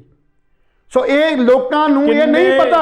ਕਿੰਨੇ ਲੋਕ ਲਹਿਲ ਸਾਹਿਬ ਨਹੀਂ ਪਤਾ ਲੋਕਾਂ ਨੂੰ, ਕਿੰਨੇ ਲੋਕ ਬੇਈਮਾਨ ਲੋਕ ਨੇ ਯਾਰ। ਇਹ ਸਾਰੇ ਪਾਪਾਂ ਬਾਜ ਨਾ ਹੋਏ ਇਕੱਠੀ ਨਾ ਪਾਪ ਨੇ। ਉਹ ਤੁਹਾਡੀ ਗੱਲ ਉਹੀ ਆ ਗਈ ਨਾ ਲਹਿਲ ਸਾਹਿਬ। ਮੈਂ ਉੱਥੇ ਗੱਲ ਤਾਂ ਲਿਆਂਦੀ ਹੈ ਵੀ ਇਹ ਸਾਰਾ ਜਿਹੜਾ ਸਿਸਟਮ ਹੈ ਆਮ ਪਬਲਿਕ, ਨਾ ਰਕਸ਼ੇ ਵਾਲੇ ਨੂੰ, ਨਾ ਦੁਕਾਨਦਾਰ ਨੂੰ, ਨਾ ਕੱਪੜੇ ਵਾਲੀ ਦੁਕਾਨ ਨੂੰ, ਨਾ ਚਾਹ ਵਾਲੇ ਨੂੰ, ਆਮ ਮੁਲਾਜ਼ਮ ਨੂੰ, ਜਾਂ ਇਹ ਵਰਗ ਹੈ ਉਹ ਵਰਗ ਹੈ ਮੱਧ ਵਰਗੀ ਲੋਕ, ਗਰੀਬ ਲੋਕ, ਉਹਨਾਂ ਲੋਕਾਂ ਦੀਆਂ ਨਜ਼ਰਾਂ 'ਚੋਂ ਇਹ ਦੂਰ ਹੈ। ਉਹਨਾਂ ਲੋਕਾਂ ਨੂੰ ਨਹੀਂ ਪਤਾ। ਉਹਨਾਂ ਲੋਕਾਂ ਨੂੰ ਸਿਰਫ ਇਹ ਪਤਾ ਕਿ ਕੱਲ ਨੂੰ ਕੋਈ ਝਗੜਾ ਵਗੜਾ ਹੋ ਗਿਆ ਤੇ ਚੱਲ ਇਹਨਾਂ ਬੰਦਿਆਂ ਦੀ ਮਦਦ ਲੈ ਲਾਂਗੇ, ਚੱਲ ਕੋਈ ਰਾਸ਼ਨ ਆਇਆ ਤੇ ਇਹਦੇ ਕੋਲ ਕਾਲਾ ਤੇ ਨੀਲਾ ਜਾਂ ਪੀਲਾ ਕਾਰਡ ਬਣਵਾ ਲਾਂਗੇ, ਜਾਂ ਕੋਈ ਨਿੱਕੀ ਮੋਟੀ ਹੋਰ ਮਦਦ ਲੈ ਲਾਂਗੇ, ਜਾਂ ਕਿਤੇ ਆਂਢ ਗੁਆਂਢ ਕੂੜੇ ਤੋਂ ਜਨਾਨੀਆਂ ਲੜ ਪੈਂਦੀਆਂ ਸੁੱਟਣ ਸਟਾਉਣ ਤੋਂ, ਚੱਲ ਇੱਕ ਬੰਦਾ ਅੰਦਰ ਕਰਾ ਦਿਆਂਗੇ, ਸਾਡਾ ਟੌਰ ਬਣ ਜਾਊਗਾ। ਮੁਹੱਲੇ ਕਿ ਸਾਡੇ ਮੁੰਡੇ ਦੇ ਬਰਥਡੇ ਤੇ ਕੋਈ ਇਹ ਬੰਦੇ ਆ ਜਾਣਗੇ, ਸਾਡੀ ਬਾਦਸ਼ਾਹੀ ਹੋ ਜੂ, ਸਾਡੀ ਮੁੱਛ ਉੱਚੀ ਹੋ ਜੂ। ਇਹ ਨੇ ਉਹ ਅੰਦਰਲੇ ਪੱਖ ਨੂੰ ਨਹੀਂ ਜਾਣਦੀਆਂ। ਉਵੇਂ ਹੀ ਇੱਕ ਮਿਸਾਲ ਦੇਖ ਕੇ ਮੈਂ ਤੁਹਾਨੂੰ ਨਾ, ਉਹ ਐਵੇਂ ਆ ਜਿਵੇਂ ਤੁਸੀਂ ਬੱਸ 'ਚ ਸਫ਼ਰ ਕਰ ਰਹੇ ਹੋ ਤੇ ਬੱਸ 'ਚ ਸਫ਼ਰ ਕਰਦਿਆਂ ਕਰਦਿਆਂ ਕੰਡਕਟਰ ਤੁਹਾਡੇ ਕੋਲ ਟਿਕਟ ਕੱਟਣ ਆਉਂਦਾ, ਉਹ ਤੁਹਾਨੂੰ ਟਿਕਟ ਦੇ ਦਿੰਦਾ। ਟਿਕਟ ਤੁਹਾਡੀ ਹੈਗੀ ਹੈ 2 ਰੁਪਏ ਦੀ ਜਾਂ 4 ਰੁਪਏ ਦੀ, ਜਾਂ ਉਹਦਾ ਬਕਾਇਆ ਜਿਹੜਾ ਤੁਹਾਨੂੰ ਮਿਲਣਾ ਉਹ 5 ਪੈਸੇ ਵਿੱਚੋਂ ਰੱਖ ਲੈਂਦਾ ਵਿਚਾਰਾ। 5 ਪੈਸੇ ਟਿਕਟ 'ਚੋਂ ਤੁਹਾਨੂੰ ਉਹ 5 ਪੈਸੇ ਨਜ਼ਰ ਆਉਂਦੇ ਨੇ ਠੱਗੀ ਦੇ। ਪਰ ਜਿੱਦਣ ਬੱਸ ਵੱਜੀ ਸੀ, ਬੱਸ ਤਿਆਰ ਹੋਈ ਸੀ, ਉਸ ਵੇਲੇ GM ਨੇ ਟੈਂਡਰ ਪਾਸ ਕੀਤਾ, ਟ੍ਰੈਫਿਕ ਜਿਹੜਾ ਮੈਨੇਜਰ ਉਹਨੇ ਟ੍ਰਾਂਸ ਕੀਤਾ, ਉਸ ਜਿਹਨੇ ਟੈਂਡਰ ਭਰਿਆ ਉਹ ਬੱਸ ਜਿਹੜੀ ਆ ਕਰੋੜਾਂ ਰੁਪਈਆਂ ਲੱਖਾਂ ਰੁਪਈਆਂ ਦੀਆਂ ਬੱਸਾਂ 'ਚੋਂ ਜਿਹੜੇ ਰਿਸ਼ਵਤ ਖਾਧੀ ਗਈ ਉਹ ਸਾਡੇ ਲੋਕਾਂ ਨੂੰ ਨਜ਼ਰ ਨਹੀਂ ਪੈਂਦੀ। ਕੰਡਕਟਰ ਦੀ ਨਜ਼ਰ ਆਈ 5 ਪੈਸੇ ਦੀ। ਇਸੇ ਤਰ੍ਹਾਂ ਸਾਨੂੰ ਸਿਰਫ ਇੱਕ ਕਲਰਕ ਵਾਲੇ ਲਏ 10 ਰੁਪਏ ਨਜ਼ਰ ਆਉਂਦੇ ਨੇ, ਪਰ ਜਿਹੜਾ ਪਿੱਛੇ ਬਹੁਤ ਵੱਡੇ ਮਗਰਮੱਛ ਬੈਠੇ ਨੇ ਜਿਹੜੇ ਟੈਚੀਆਂ ਦੇ ਟੈਚੀ ਲੈ ਕੇ ਆਪਣੀ ਜਿਹੜੇ ਕੰਮ ਕਰਾਉਣ ਜਾਂਦੇ ਨੇ। ਕਿ ਆ ਸਾਡੇ ਬਾਹਰਾ ਯੂਨੀਵਰਸਿਟੀ ਹੈ, ਦੁਆਬਾ ਯੂਨੀਵਰਸਿਟੀ ਹੈ, ਸਤਨਾਮ ਸੀਜੀ ਜਿੱਥੇ ਯੂਨੀਵਰਸਿਟੀਆਂ, ਕੀ ਚਰਨਜੀਤ ਚੰਨੀ ਨੇ ਤਕਨੀਕੀ ਮੰਤਰੀ ਹੋਣ ਦੇ ਨਾਤੇ ਕੀ ਇਹ ਫ੍ਰੀ ਦੇ ਦਿੱਤੀਆਂ ਇਹਨਾਂ ਨੂੰ ਐਫੀਲੀਏਸ਼ਨ? ਬਿਲਕੁਲ ਜੀ, ਬਿਲਕੁਲ ਨਹੀਂ ਦਿੱਤੀਆਂ। ਜਦੋਂ ਮੁੱਖ ਮੰਤਰੀ ਸੀ 12 ਹਸਪਤਾਲ ਦਾ ਉਦਘਾਟਨ ਕੀਤਾ, ਫ੍ਰੀ ਕਰਤਾ। ਕਦੇ ਜਾਣਕਾਰੀ ਰੱਖੋ ਲੋਕੋ, ਜਦ ਤੱਕ ਤੁਸੀਂ ਇਹ ਸਿਆਸੀ ਤੌਰ ਤੇ ਇਹਨਾਂ ਲੋਕਾਂ ਦੀਆਂ ਚਾਲਾਂ ਨੂੰ ਨਹੀਂ ਸਮਝੋਗੇ, ਅੰਦਰ ਖਾਤੇ ਨਹੀਂ ਝਾਕੋਗੇ, ਤਦ ਤੱਕ ਤੁਸੀਂ ਆਉਣ ਵਾਲੇ 40-50 ਸਾਲ ਹੋਰ ਮੂਰਖ ਬਣਦੇ ਰਹੋਗੇ ਔਰ ਲੁੱਟੇ ਜਾਂਦੇ ਰਹੋਗੇ। ਪੰਜਾਬ ਕਿਸੇ ਨਾ ਕਿਸੇ ਦਿਨ ਇਹ ਲੋਕ ਜਿਹੜੇ ਨੇ ਗਿਰਵੀ ਕਰਾ ਦੇਣਗੇ। ਗਿਰਵੀ ਤਾਂ ਪਹਿਲਾਂ ਹੀ ਆ, ਪੰਜਾਬ ਤਾਂ ਪਹਿਲਾਂ ਹੀ ਗਹਿਣੇ ਪਿਆ ਪਰ ਕਦੇ ਤੁਸੀਂ ਫਿਰ ਈਸਟ ਇੰਡੀਆ ਕੰਪਨੀ ਵੱਲੋਂ ਫਿਰ ਖਰੀਦੇ ਜਾਣਾ ਹੈ। ਇਹ ਅੰਬਾਨੀ ਅਡਾਨੀ ਜਿਹੜੇ ਨੇ ਈਸਟ ਇੰਡੀਆ ਕੰਪਨੀ ਦਾ ਰੂਪ ਹੈ। ਇੱਕ ਹੋਰ ਗੱਲ ਹੈ ਲਹਿਲ ਸਾਹਿਬ, ਇਹ ਆਪਾਂ ਨਵਜੋਤ ਸਿੰਘ ਸਿੱਧੂ ਦੀ ਗੱਲ ਕਰੀਏ, ਸੁਖਬੀਰ ਬਾਦਲ ਦੀ ਗੱਲ ਕਰੀਏ, ਹਨਾ, ਇਹ ਸਾਰੇ ਕੇਜਰੀਵਾਲ ਨੂੰ ਈਸਟ ਇੰਡੀਆ ਕੰਪਨੀ ਨਾਲ ਕੰਪੇਅਰ ਕਰਦੇ ਨੇ ਵੀ ਈਸਟ ਇੰਡੀਆ ਕੰਪਨੀ ਦਾ ਕਾਲਾ ਅੰਗਰੇਜ਼ ਹੈ ਇਹ ਪੰਜਾਬ ਆਪ ਵੀ ਖੁਦ ਇਹੀ ਨੇ। ਇਹ ਪੰਜਾਬ 'ਚ ਆ ਜਾਊਗਾ, ਪੰਜਾਬ ਨੂੰ ਗੁੰਮਰਾਹ ਕਰਕੇ ਲੈ ਜਾਊਗਾ, ਪੰਜਾਬ ਨੂੰ ਲੁੱਟ ਕੇ ਲੈ ਜਾਊਗਾ। ਮੈਂ ਪਹਿਲੇ ਵੀ ਕਹਿਣਾ ਵੀ ਯਾਰ ਛੱਜ ਦਾ ਬੋਲੇ ਛਾਣ ਨਹੀਂ ਕੀ ਬੋਲੇ। ਤੁਸੀਂ ਕਾਂਗਰਸੀ ਹੋ, ਉਹ ਅਕਾਲੀ ਦਲ ਵਾਲੇ, ਤੁਸੀਂ ਕੀਤਾ ਕੀ ਹੈ ਪੰਜਾਬ 'ਚ? ਤੁਸੀਂ ਪੰਜਾਬ ਨੂੰ ਲੁੱਟ ਕੇ ਖਾ ਗਏ ਯਾਰ। ਇੰਨੇ 1000 ਕਰੋੜ ਦਾ ਕਰਜ਼ਾ ਪੰਜਾਬ ਸਿਰ ਚੜ੍ਹ ਗਿਆ, ਪੰਜਾਬ ਦੇ ਵਿੱਚ ਕੋਈ ਨੌਕਰੀ ਨਹੀਂ ਮਿਲੀ, ਪੰਜਾਬ 'ਚ ਬੁਰਾ ਹਾਲ ਹੋਇਆ ਪਿਆ, ਗੈਂਗਸਟਰ ਕਲਚਰ ਇੰਨਾ ਵੱਧ ਗਿਆ, ਪੰਜਾਬ 'ਚ ਜੌਬਸ ਨਹੀਂ ਹੈਗੀਆਂ, ਪੰਜਾਬ ਦੇ ਲੋਕੀ ਬੇਰੁਜ਼ਗਾਰ ਤੁਰੇ ਫਿਰਦੇ ਨੇ, ਬੁੜੇ ਤਰਾਹੀ ਕਰੀ ਜਾਂਦੇ ਨੇ, ਕਿਸੇ ਨੂੰ ਪੈਨਸ਼ਨ ਨਹੀਂ ਲੱਗ ਰਹੀ ਵਿਚਾਰਿਆਂ ਨੂੰ, ਆਂਗਨਵਾੜੀ ਵਰਕਰ ਧੱਕੇ ਖਾਂਦੇ ਫਿਰਦੇ ਨੇ, ਹੈਲਥ ਸੇਵਾਵਾਂ ਦਾ ਜਮਾਂ ਬੁਰਾ ਹਾਲ ਹੈ, ਨਰਸਾਂ ਸੜਕਾਂ 'ਤੇ ਗੇੜੇ ਦਿੰਦੀਆਂ ਫਿਰਦੀਆਂ ਨੇ, ਟੀਚਰ ਵਿਚਾਰੇ ਟੈਂਕੀਆਂ 'ਤੇ ਚੜ੍ਹੇ ਪਏ ਨੇ। ਪੰਜਾਬ ਦੇ ਵਿੱਚ ਹੈ ਵਧੀਆ ਕੀ? ਅੱਜ ਅਕਾਲੀ ਦਲ ਵਾਲਾ ਸੁਖਬੀਰ ਬਾਦਲ ਇਹ ਗੱਲ ਕਹਿੰਦਾ ਹੈ ਕਾਂਗਰਸ ਨੇ ਪੱਕੇ ਨਹੀਂ ਕੀਏ। 36,000 ਮੁਲਾਜ਼ਮ ਸੀ, ਬੋਰਡ ਲਾ ਦੇ, ਪੱਕੇ ਨਹੀਂ ਕੀਤੇ। ਇਹ ਮੁਲਾਜ਼ਮ ਤੁਹਾਡੇ ਵੇਲੇ ਦੇ ਨੇ, ਇਹ ਜਿਹੜਾ ਮੁਲਾਜ਼ਮ ਨੇ ਇਹ ਤੁਹਾਡੇ ਵੇਲੇ ਦੇ ਨੇ, ਤੁਸੀਂ ਵਿਰਾਸਤ ਵਿੱਚ ਦਿੱਤੇ ਨੇ ਕਾਂਗਰਸ ਨੂੰ। ਜਿਹੜੇ ਪੱਕੇ ਨਹੀਂ ਹੋਏ ਇਹ ਤੁਸੀਂ ਕਿਉਂ ਨਾ ਪੱਕੇ ਕੀਤੇ ਬਈ? ਤੁਸੀਂ ਕਿਉਂ ਨਾ ਰੁਜ਼ਗਾਰ ਦਿੱਤਾ? ਤੁਸੀਂ ਕਿਉਂ ਨਾ ਗੈਂਗਸਟਰ ਖਤਮ ਕੀਤੇ? ਤੁਸੀਂ ਕਿਉਂ ਨਾ ਪੰਜਾਬ 'ਚੋਂ ਨਸ਼ਾ ਖਤਮ ਕੀਤਾ? ਚਿੱਟੇ ਨੂੰ ਲਿਆਉਣ ਵਾਲੀ ਸ਼੍ਰੋਮਣੀ ਅਕਾਲੀ ਦਲ ਬਾਦਲ ਹੈ, ਉਹਦੇ ਰਾਜ ਚਿੱਟਾ ਆਇਆ। ਇਹ ਚਿੱਟਾ ਨਸ਼ਾ, ਸਿੰਥੈਟਿਕ ਨਸ਼ਾ ਉਹਦੇ ਰਾਜ 'ਚ ਆਇਆ ਔਰ ਪਿੰਡ ਮਰ ਗਏ ਵੀ ਕੌਣ ਦਾ ਕਿੰਗ ਪਿੰਨ ਹੈ। ਕੁਛ ਨਹੀਂ ਹੋਇਆ। ਆ ਚੰਨੀ ਨੂੰ ਵੀ ਹੁਣ ਮਾਈਨਿੰਗ ਡਿਪਾਰਟਮੈਂਟ ਨੇ ਉਹਨੂੰ ਕਲੀਨ ਚਿੱਟ ਦੇ ਦਿੱਤੀ ਵੀ ਉੱਥੇ ਤੱਕ ਮਾਈਨਿੰਗ ਹੋਈ ਨਹੀਂ। ਬਿਨਾਂ ਮਾਈਨਿੰਗ ਤੋਂ 236 ਕਰੋੜ ਦਾ ਮਾਲਕ ਬਣ ਗਿਆ ਚਰਨਜੀਤ ਸਿੰਘ ਚੰਨੀ, 1 ਨੰਬਰ ਦਾ ਜਿਹੜਾ ਉਹਨੇ ਸ਼ੋਅ ਕੀਤਾ। ਸ਼ਰਮ ਆਉਣੀ ਚਾਹੀਦੀ ਹੈ ਪ੍ਰਸ਼ਾਸਨ ਨੂੰ ਵੀ ਔਰ ਜਿਹੜੇ ਜਿੰਨੇ ਅਫਸਰ ਬੈਠੇ ਨੇ, ਅਫਸਰਸ਼ਾਹੀ ਹੈ। ਕਿਹੜੇ ਹਿਸਾਬ ਦੇ ਨਾਲ ਇਨਕੁਆਇਰੀ ਕਰਦੇ ਨੇ, ਕਿਹੜੇ ਹਿਸਾਬ ਦੇ ਨਾਲ ਉਹ ਪੁੱਛਗਿੱਛ ਕਰਦੇ ਨੇ। ਸ਼ਰੇਆਮ ਸਭ ਨੂੰ ਪਤਾ ਹੈ ਕਿ ਲੋਟੂ ਟੋਲਾ ਇਹਨਾਂ ਨੇ ਬਰਬਾਦ ਕਰਤਾ। ਉਧਰ ਜਿੱਥੇ ਨਵਜੋਤ ਸਿੰਘ ਸਿੱਧੂ ਨੇ ਮੋਰਚਾ ਖੋਲ੍ਹਿਆ ਹੋਇਆ ਸੀ, ਉੱਥੇ ਸੁਨੀਲ ਜਾਖੜ ਨੇ ਵੀ ਲਹਿਲ ਸਾਹਿਬ ਮੋਰਚਾ ਖੋਲ੍ਹਤਾ। ਬਿਲਕੁਲ ਜੀ ਬਿਲਕੁਲ। ਸੁਨੀਲ ਜਾਖੜ ਕਹਿੰਦਾ ਵੀ ਅੰਬਿਕਾ ਸੋਨੀ ਨੇ ਮੇਰੀਆਂ ਬੇੜੀਆਂ 'ਚ ਬੱਟੇ ਪਾਏ ਨੇ। ਜਦੋਂ 40 ਵਿਧਾਇਕ ਇਹ ਹੱਥ ਖੜਾ ਕਰਕੇ ਕਹਿਣ ਨੂੰ ਤਿਆਰ ਸੀ ਕਿ ਮੁੱਖ ਮੰਤਰੀ ਦਾ ਚਿਹਰਾ ਸੁਨੀਲ ਜਾਖੜ ਹੋਣਾ ਚਾਹੀਦਾ ਔਰ ਸੁਨੀਲ ਜਾਖੜ ਦੀ ਰਹਿਨੁਮਾਈ ਦੇ ਵਿੱਚ ਉਹ ਸੀਨੀਅਰ ਬੰਦਾ, ਉਹਨੂੰ ਟਿਕਟ ਮਿਲਣੀ ਚਾਹੀਦੀ ਹੈ ਮੁੱਖ ਮੰਤਰੀ ਦੀ, ਪਰ ਇਹਨਾਂ ਨੇ ਚਰਨਜੀਤ ਸਿੰਘ ਚੰਨੀ ਨੂੰ ਦਿੱਤੀ। ਔਰ ਸਾਰਾ ਦੋਸ਼ ਸੁਨੀਲ ਜਾਖੜ ਸਾਹਿਬ ਨੇ ਅੰਬਿਕਾ ਸੋਨੀ ਦੇ ਮੜਿਆ ਵੀ ਉਹਨੇ ਰਾਹੁਲ ਗਾਂਧੀ ਨੂੰ ਗੁੰਮਰਾਹ ਕੀਤਾ। ਪਰ ਗਿੱਲ ਸਾਹਿਬ, ਨਵਜੋਤ ਸਿੰਘ ਸਿੱਧੂ ਦਾ ਪਰਿਵਾਰ, ਉਹਦੀ ਬੇਟੀ ਰਾਬਿਆ ਸਿੱਧੂ, ਉਹ ਵੀ ਇਹੀ ਗੱਲ ਕਹਿੰਦੀ ਹੈ ਕਿ ਗਲਤ ਪ੍ਰਮੋਟ ਕੀਤਾ ਗਿਆ ਨਵਜੋਤ ਸਿੰਘ ਸਿੱਧੂ ਕੋ। ਇਹ ਗੱਲ ਕਹਿੰਦੀ ਹੈ ਜਦੋਂ ਕਿ ਮੁੱਖ ਮੰਤਰੀ ਦਾ ਨਵਜੋਤ ਸਿੰਘ ਸਿੱਧੂ ਸੀ, ਹੁਣ ਚਰਨਜੀਤ ਸਿੰਘ ਚੰਨੀ ਨੂੰ ਮੁੱਖ ਮੰਤਰੀ ਬਣਾਤਾ। ਦੇਖੋ ਲੈਲ ਸਾਹਿਬ, ਗੱਲ ਤਾਂ ਸਿੱਧਮ ਸਿੱਧੀ ਹੈ ਜੀ। ਮੈਨੂੰ ਇਹ ਲੱਗ ਰਿਹਾ ਹੈ ਕਿ ਮੋਟੇ ਲੈਵਲ ਤੇ ਜਿਹੜਾ ਚੜਾਵਾ ਹੈ ਪਾਰਟੀ ਫੰਡ ਦਾ, ਉਹ ਚਰਨਜੀਤ ਸਿੰਘ ਚੰਨੀ ਵੀ ਚੜਾ ਕੇ ਆਇਆ। ਮੈਂ ਇਹ ਗੱਲ, ਕਿਉਂਕਿ ਨਵਜੋਤ ਸਿੰਘ ਸਿੱਧੂ ਕੋਲੇ ਪੈਸੇ ਹੈ ਨਹੀਂ ਜਿਸ ਹਿਸਾਬ ਨਾਲ ਇਹਨਾਂ ਕੋਲੇ ਪੈਸੇ ਨੇ, ਕਿਉਂਕਿ ਨਵਜੋਤ ਸਿੰਘ ਸਿੱਧੂ ਦੀ ਪ੍ਰਾਪਰਟੀ ਉਹ ਸਾਰਾ ਕੁਝ ਪਤਾ ਹੀ ਹੈ ਕਿੰਨੀ ਕੁ ਹੈ। ਜੇ 236 ਕਰੋੜ ਚੰਨੀ ਖੁਦ ਮੰਨਦਾ ਹੈ ਕਿ ਮੈਂ ਇਲੈਕਸ਼ਨ ਕਮਿਸ਼ਨ ਨੂੰ ਦੱਸਿਆ ਹੈ, ਤਾਂ ਤੁਸੀਂ ਸੋਚੋ ਇਹਨਾਂ ਕੋਲੇ ਕਿੰਨੀ ਪ੍ਰਾਪਰਟੀ ਹੋਣੀ ਹੈ। ਮੁੱਖ ਮੰਤਰੀਸ਼ਿਪ ਇਹ ਮੇਰੇ ਹਿਸਾਬ ਦੇ ਨਾਲ ਐਵੇਂ ਨਹੀਂ ਮਿਲੀ। ਗਿੱਲ ਸਾਹਿਬ, ਗੱਲ ਪਤਾ ਕੀ ਹੈ, ਇੱਕ ਬਹੁਤ ਵੱਡਾ ਛਲਾਵਾ, ਬਹੁਤ ਵੱਡਾ ਚੜਾਵਾ, ਬਹੁਤ ਵੱਡੀ ਸਾਜ਼ਿਸ਼ ਜਿਹੜੀ ਹੈ ਪੰਜਾਬ 'ਚ ਕੀਤੀ ਗਈ ਹੈ। ਹਾਲਾਂਕਿ ਪੰਜਾਬ ਮਾਡਰਨ ਨਵਜੋਤ ਸਿੰਘ ਸਿੱਧੂ ਲਾਗੂ ਕਰ ਸਕਦਾ ਸੀ। ਉਹ ਜੁਰਤ ਵਾਲਾ ਲੀਡਰ ਹੈ, ਉਹ ਹਰ ਬੰਦੇ ਨੂੰ ਹੱਥ ਪਾਉਣ ਵਾਲਾ ਹੈ। ਇਹਨਾਂ ਠੱਗਾਂ ਚੋਰਾਂ ਨੂੰ ਭੈਣ ਗਲਾਮੇ 'ਚ ਫੜ ਸਕਦਾ ਸੀਗਾ, ਲੇਕਿਨ ਇਹਨਾਂ ਨੇ ਉਸ ਬੰਦੇ ਨੂੰ ਮੁੱਖ ਮੰਤਰੀ ਦਾ ਚਿਹਰਾ ਬਣਾਇਆ ਜਿਹੜਾ ਰਾਹੁਲ ਗਾਂਧੀ, ਸੋਨੀਆ ਗਾਂਧੀ, ਪ੍ਰਿੰਕਾ ਗਾਂਧੀ ਤੇ ਬਾਡਰਾ ਇਹਨਾਂ ਦਾ ਟੱਟੂ ਬਣ ਕੇ ਕੰਮ ਕਰੇ ਪੰਜਾਬ ਦੇ ਵਿੱਚ। ਉਹ ਜਿਵੇਂ ਕਹਿਣ ਵੀ ਜਾਦੂ ਹੈ ਤੇ ਇਹ ਕਹੇ ਜਾਦੂ ਹੈ, ਉਹ ਜਿਵੇਂ ਕਹਿਣ ਵੀ ਮੋਦੀ ਨੂੰ ਗਾਲਾਂ ਕੱਢ ਲੈ ਤੇ ਇਹ ਗਾਲਾਂ ਕੱਢੇ, ਕਿਉਂਕਿ ਨਵਜੋਤ ਸਿੰਘ ਸਿੱਧੂ ਇਹਨਾਂ ਦੀ ਗੱਲ ਮੰਨਣ ਨੂੰ ਤਿਆਰ ਨਹੀਂ ਸੀ। ਉਹਨੂੰ ਨਹੀਂ ਚਿਹਰਾ ਬਣਾਇਆ। ਕੈਪਟਨ ਅਮਰਿੰਦਰ ਇਹਨਾਂ ਦੇ ਕਾਬੂ 'ਚ ਨਹੀਂ ਸੀ, ਉਹਨੂੰ ਲਾ ਕੇ ਬਾਹਰ ਸਿੱਟਤਾ। ਇਹ ਗੱਲ ਨਹੀਂ ਕਿ ਉਹਨੇ ਕੰਮ ਨਹੀਂ ਸੀ ਕਰਿਆ। ਤੁਸੀਂ ਬਿਲਕੁਲ ਗੱਲ ਸਹੀ ਕਹੀ। ਮੈਂ ਇਹੀ ਗੱਲ ਕਰਨ ਵਾਸਤੇ ਤੁਹਾਡੇ ਕੋਲ ਟਾਈਮ ਲੈ ਰਿਹਾ ਸੀ ਜੀ ਕਿ ਹਾਈ ਕਮਾਂਡ, ਜਿਹਨੂੰ ਹਾਈ ਕਮਾਂਡ ਕਹੀ ਜਾਂਦੇ ਨੇ, ਉਹ ਹਾਈ ਕਮਾਂਡ 'ਚ ਹੈ ਕੌਣ ਨੇ? ਪਹਿਲਾਂ ਤਾਂ ਆਪਾਂ ਨੂੰ ਕਿਸੇ ਨੂੰ ਪਤਾ ਹੀ ਨਹੀਂ। ਤਿੰਨ ਪਰਿਵਾਰ ਦੇ, ਸ਼ਾਇਦ ਮੇਰਾ ਖਿਆਲ ਹੈ ਤਿੰਨ ਪਰਿਵਾਰ ਦੇ ਨਵਜੋਤ ਸਿੰਘ ਸਿੱਧੂ ਨੂੰ ਵੀ ਨਹੀਂ ਪਤਾ ਹੋਣਾ ਤੇ ਚਰਨਜੀਤ ਨੂੰ ਵੀ ਨਹੀਂ ਪਤਾ ਹੋਣਾ ਹਾਈ ਕਮਾਂਡ 'ਚ ਹੈ ਕਿਹੜੇ ਨੇ। ਅਜੇ ਤੱਕ ਇਹ ਡਿਕਲੇਅਰ ਹੀ ਨਹੀਂ ਹੋ ਪਾਇਆ। ਸਿਰਫ ਇਹ ਹੀ ਹਾਈ ਕਮਾਂਡ ਨਹੀਂ ਵੀ ਤੁਸੀਂ ਇੱਕ ਇੰਚਾਰਜ ਲਾਤਾ ਪੰਜਾਬ 'ਚ ਲਿਆ ਕੇ, ਹਰੀਸ਼ ਚੌਧਰੀ ਹੋਣੀ, ਇਹੀ ਹਾਈ ਕਮਾਂਡ ਹੈ ਜਾਂ ਕੋਈ ਹੋਰ ਹਾਈ ਕਮਾਂਡ ਹੋਊਗਾ। ਕਿਉਂਕਿ ਹਿੰਦੁਸਤਾਨ 'ਚ ਬਹੁਤ ਕਾਂਗਰਸ ਦੇ ਉਹ ਜਿਹੜੇ ਜਿਹਨੂੰ ਟਕਸਾਲੀ ਤੁਸੀਂ ਕਹਿ ਦਿੰਦੇ ਹੋ, ਪੁਰਾਣੇ ਆਗੂ ਨੇ ਜਿਹੜੇ ਉਹ ਮੈਂਬਰ ਨੇ, ਉਹਨਾਂ ਸਾਰਿਆਂ ਮੈਂਬਰਾਂ ਨੂੰ ਹੌਲੀ ਹੌਲੀ ਖੋਲ੍ਹ ਕੇ ਕੱਢ ਦਿੱਤਾ ਗਿਆ, ਤੋੜ ਦਿੱਤਾ ਗਿਆ। ਹੁਣ ਸਿਰਫ ਹਾਈ ਕਮਾਂਡ ਕਿਹੜਾ? ਦੋ ਬੰਦੇ ਨੇ, ਖਾਸ ਕਰਕੇ ਤਿੰਨ, ਸੋਨੀਆ, ਪ੍ਰਿੰਕਾ ਤੇ ਰਾਹੁਲ ਗਾਂਧੀ। ਬਾਕੀ ਸਭ ਛੱਡ ਗਏ, ਉਹ ਜ਼ੀਰੋ, ਉਹ ਛੱਡ ਗਏ। ਇਹ ਤਿੰਨ ਬੰਦੇ ਹਾਈ ਕਮਾਂਡ ਆ, ਜਿਹਨੂੰ ਹਾਈ ਕਮਾਂਡ ਕਹਿੰਦੇ ਆ। ਹੁਣ ਉਹਨਾਂ ਦੀ ਵਰਸ਼ਨ ਕੀ ਸੀ?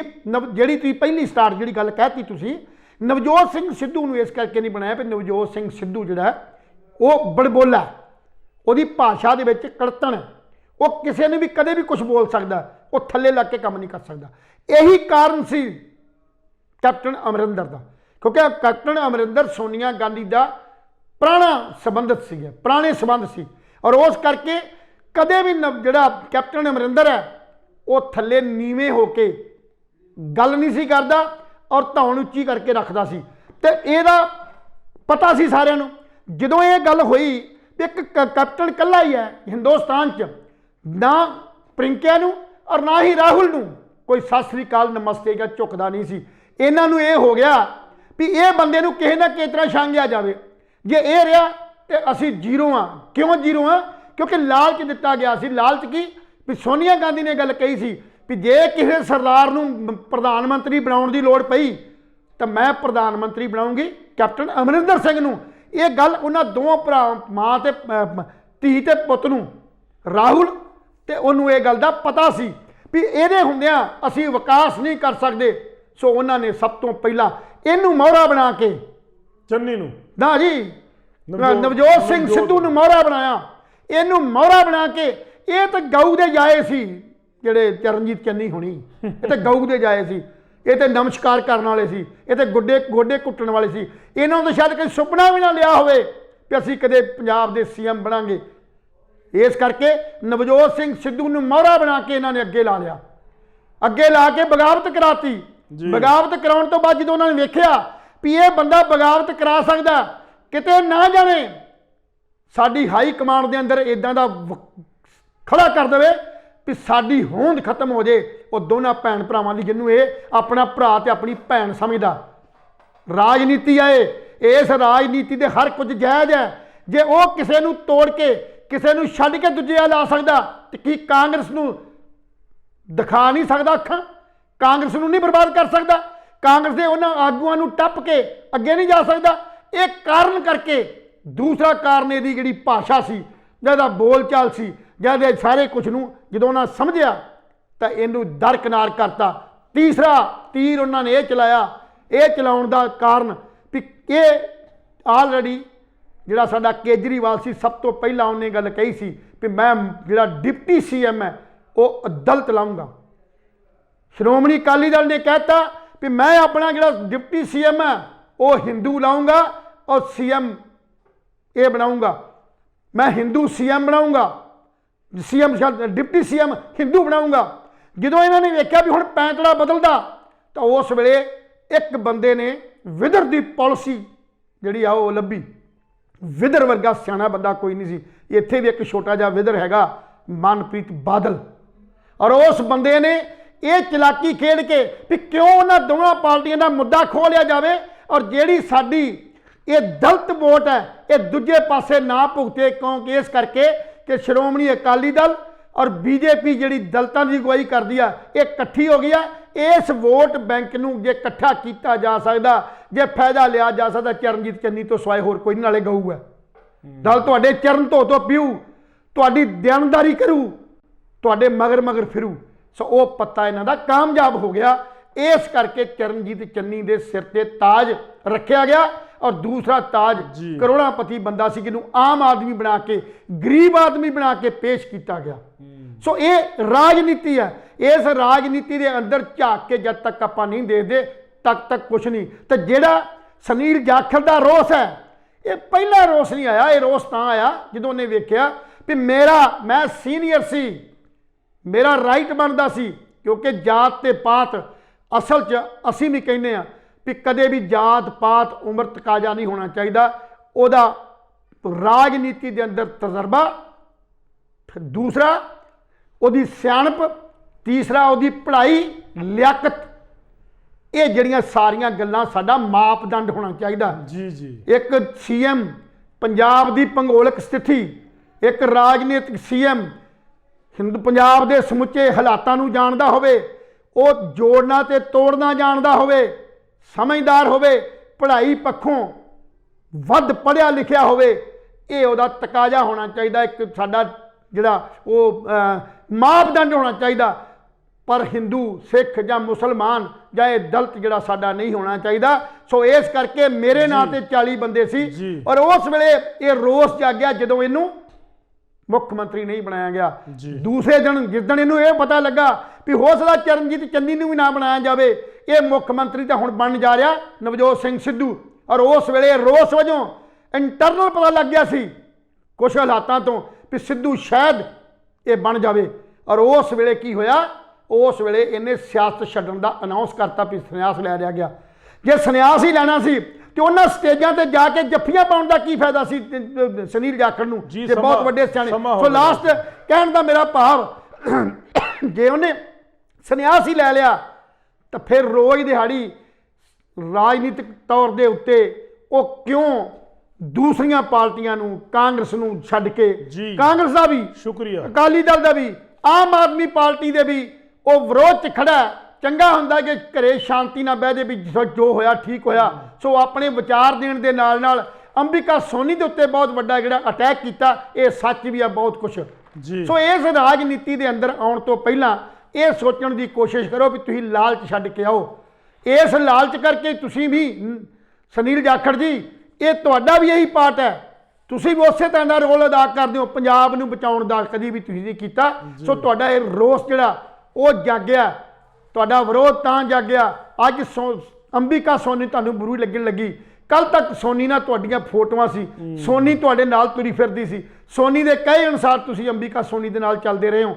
ਸੋ ਇਹ ਤੁਹਾਡਾ ਸਿਰਫ ਵਿਰੋਧ ਹੈ, ਨਾ ਕਿ ਪੰਜਾਬ ਦੇ ਲੋਕਾਂ ਦਾ ਦਰਦ ਹੈ। ਸੋ ਇਸ ਕਰਕੇ ਗਿੱਲ ਸਾਹਿਬ, ਸਾਡੀ ਤੇ ਇਹ ਸਾਰੇ ਸੰਸਾਰ ਨੂੰ, ਔਰ ਦੂਸਰੇ ਪਾਸੇ ਮੈਂ ਫਿਰ NRIs ਨੂੰ ਬੇਨਤੀ ਕਰਦਾ ਵੀ ਨਾ ਕਿ ਤੁਹਾਡੇ ਕੋ ਓਵਰਸੀਜ਼, ਵੈਸੇ ਤਾਂ ਇਸ ਇਲੈਕਸ਼ਨ ਦੇ ਵਿੱਚ ਬਹੁਤ ਘੱਟ ਜਿਹੜੇ ਨੇ ਉਹ ਵਿਦੇਸ਼ਾਂ ਤੋਂ ਜਿਹੜੇ ਸਾਡੇ ਪੰਜਾਬੀ ਹੈ ਉਹ ਪ੍ਰਚਾਰ ਲਈ ਆਏ ਨੇ, ਪਰ ਕੁਝ ਇਹੋ ਜਿਹੇ ਲੋਕ ਅਜੇ ਹੈ ਇੰਡੀਅਨ ਕਾਂਗਰਸ ਓਵਰਸੀਜ਼ ਦੇ ਬੰਦੇ ਜਿਹੜੇ ਕਿ ਅਮਰੀਕਾ ਤੋਂ ਜਾਂ ਹੋਰਨਾਂ ਦੇਸ਼ਾਂ ਤੋਂ ਇੱਥੇ ਆਏ ਨੇ, ਬਹੁਤ ਵੱਡੇ ਫੰਡ ਦੇ ਰਹੇ ਨੇ।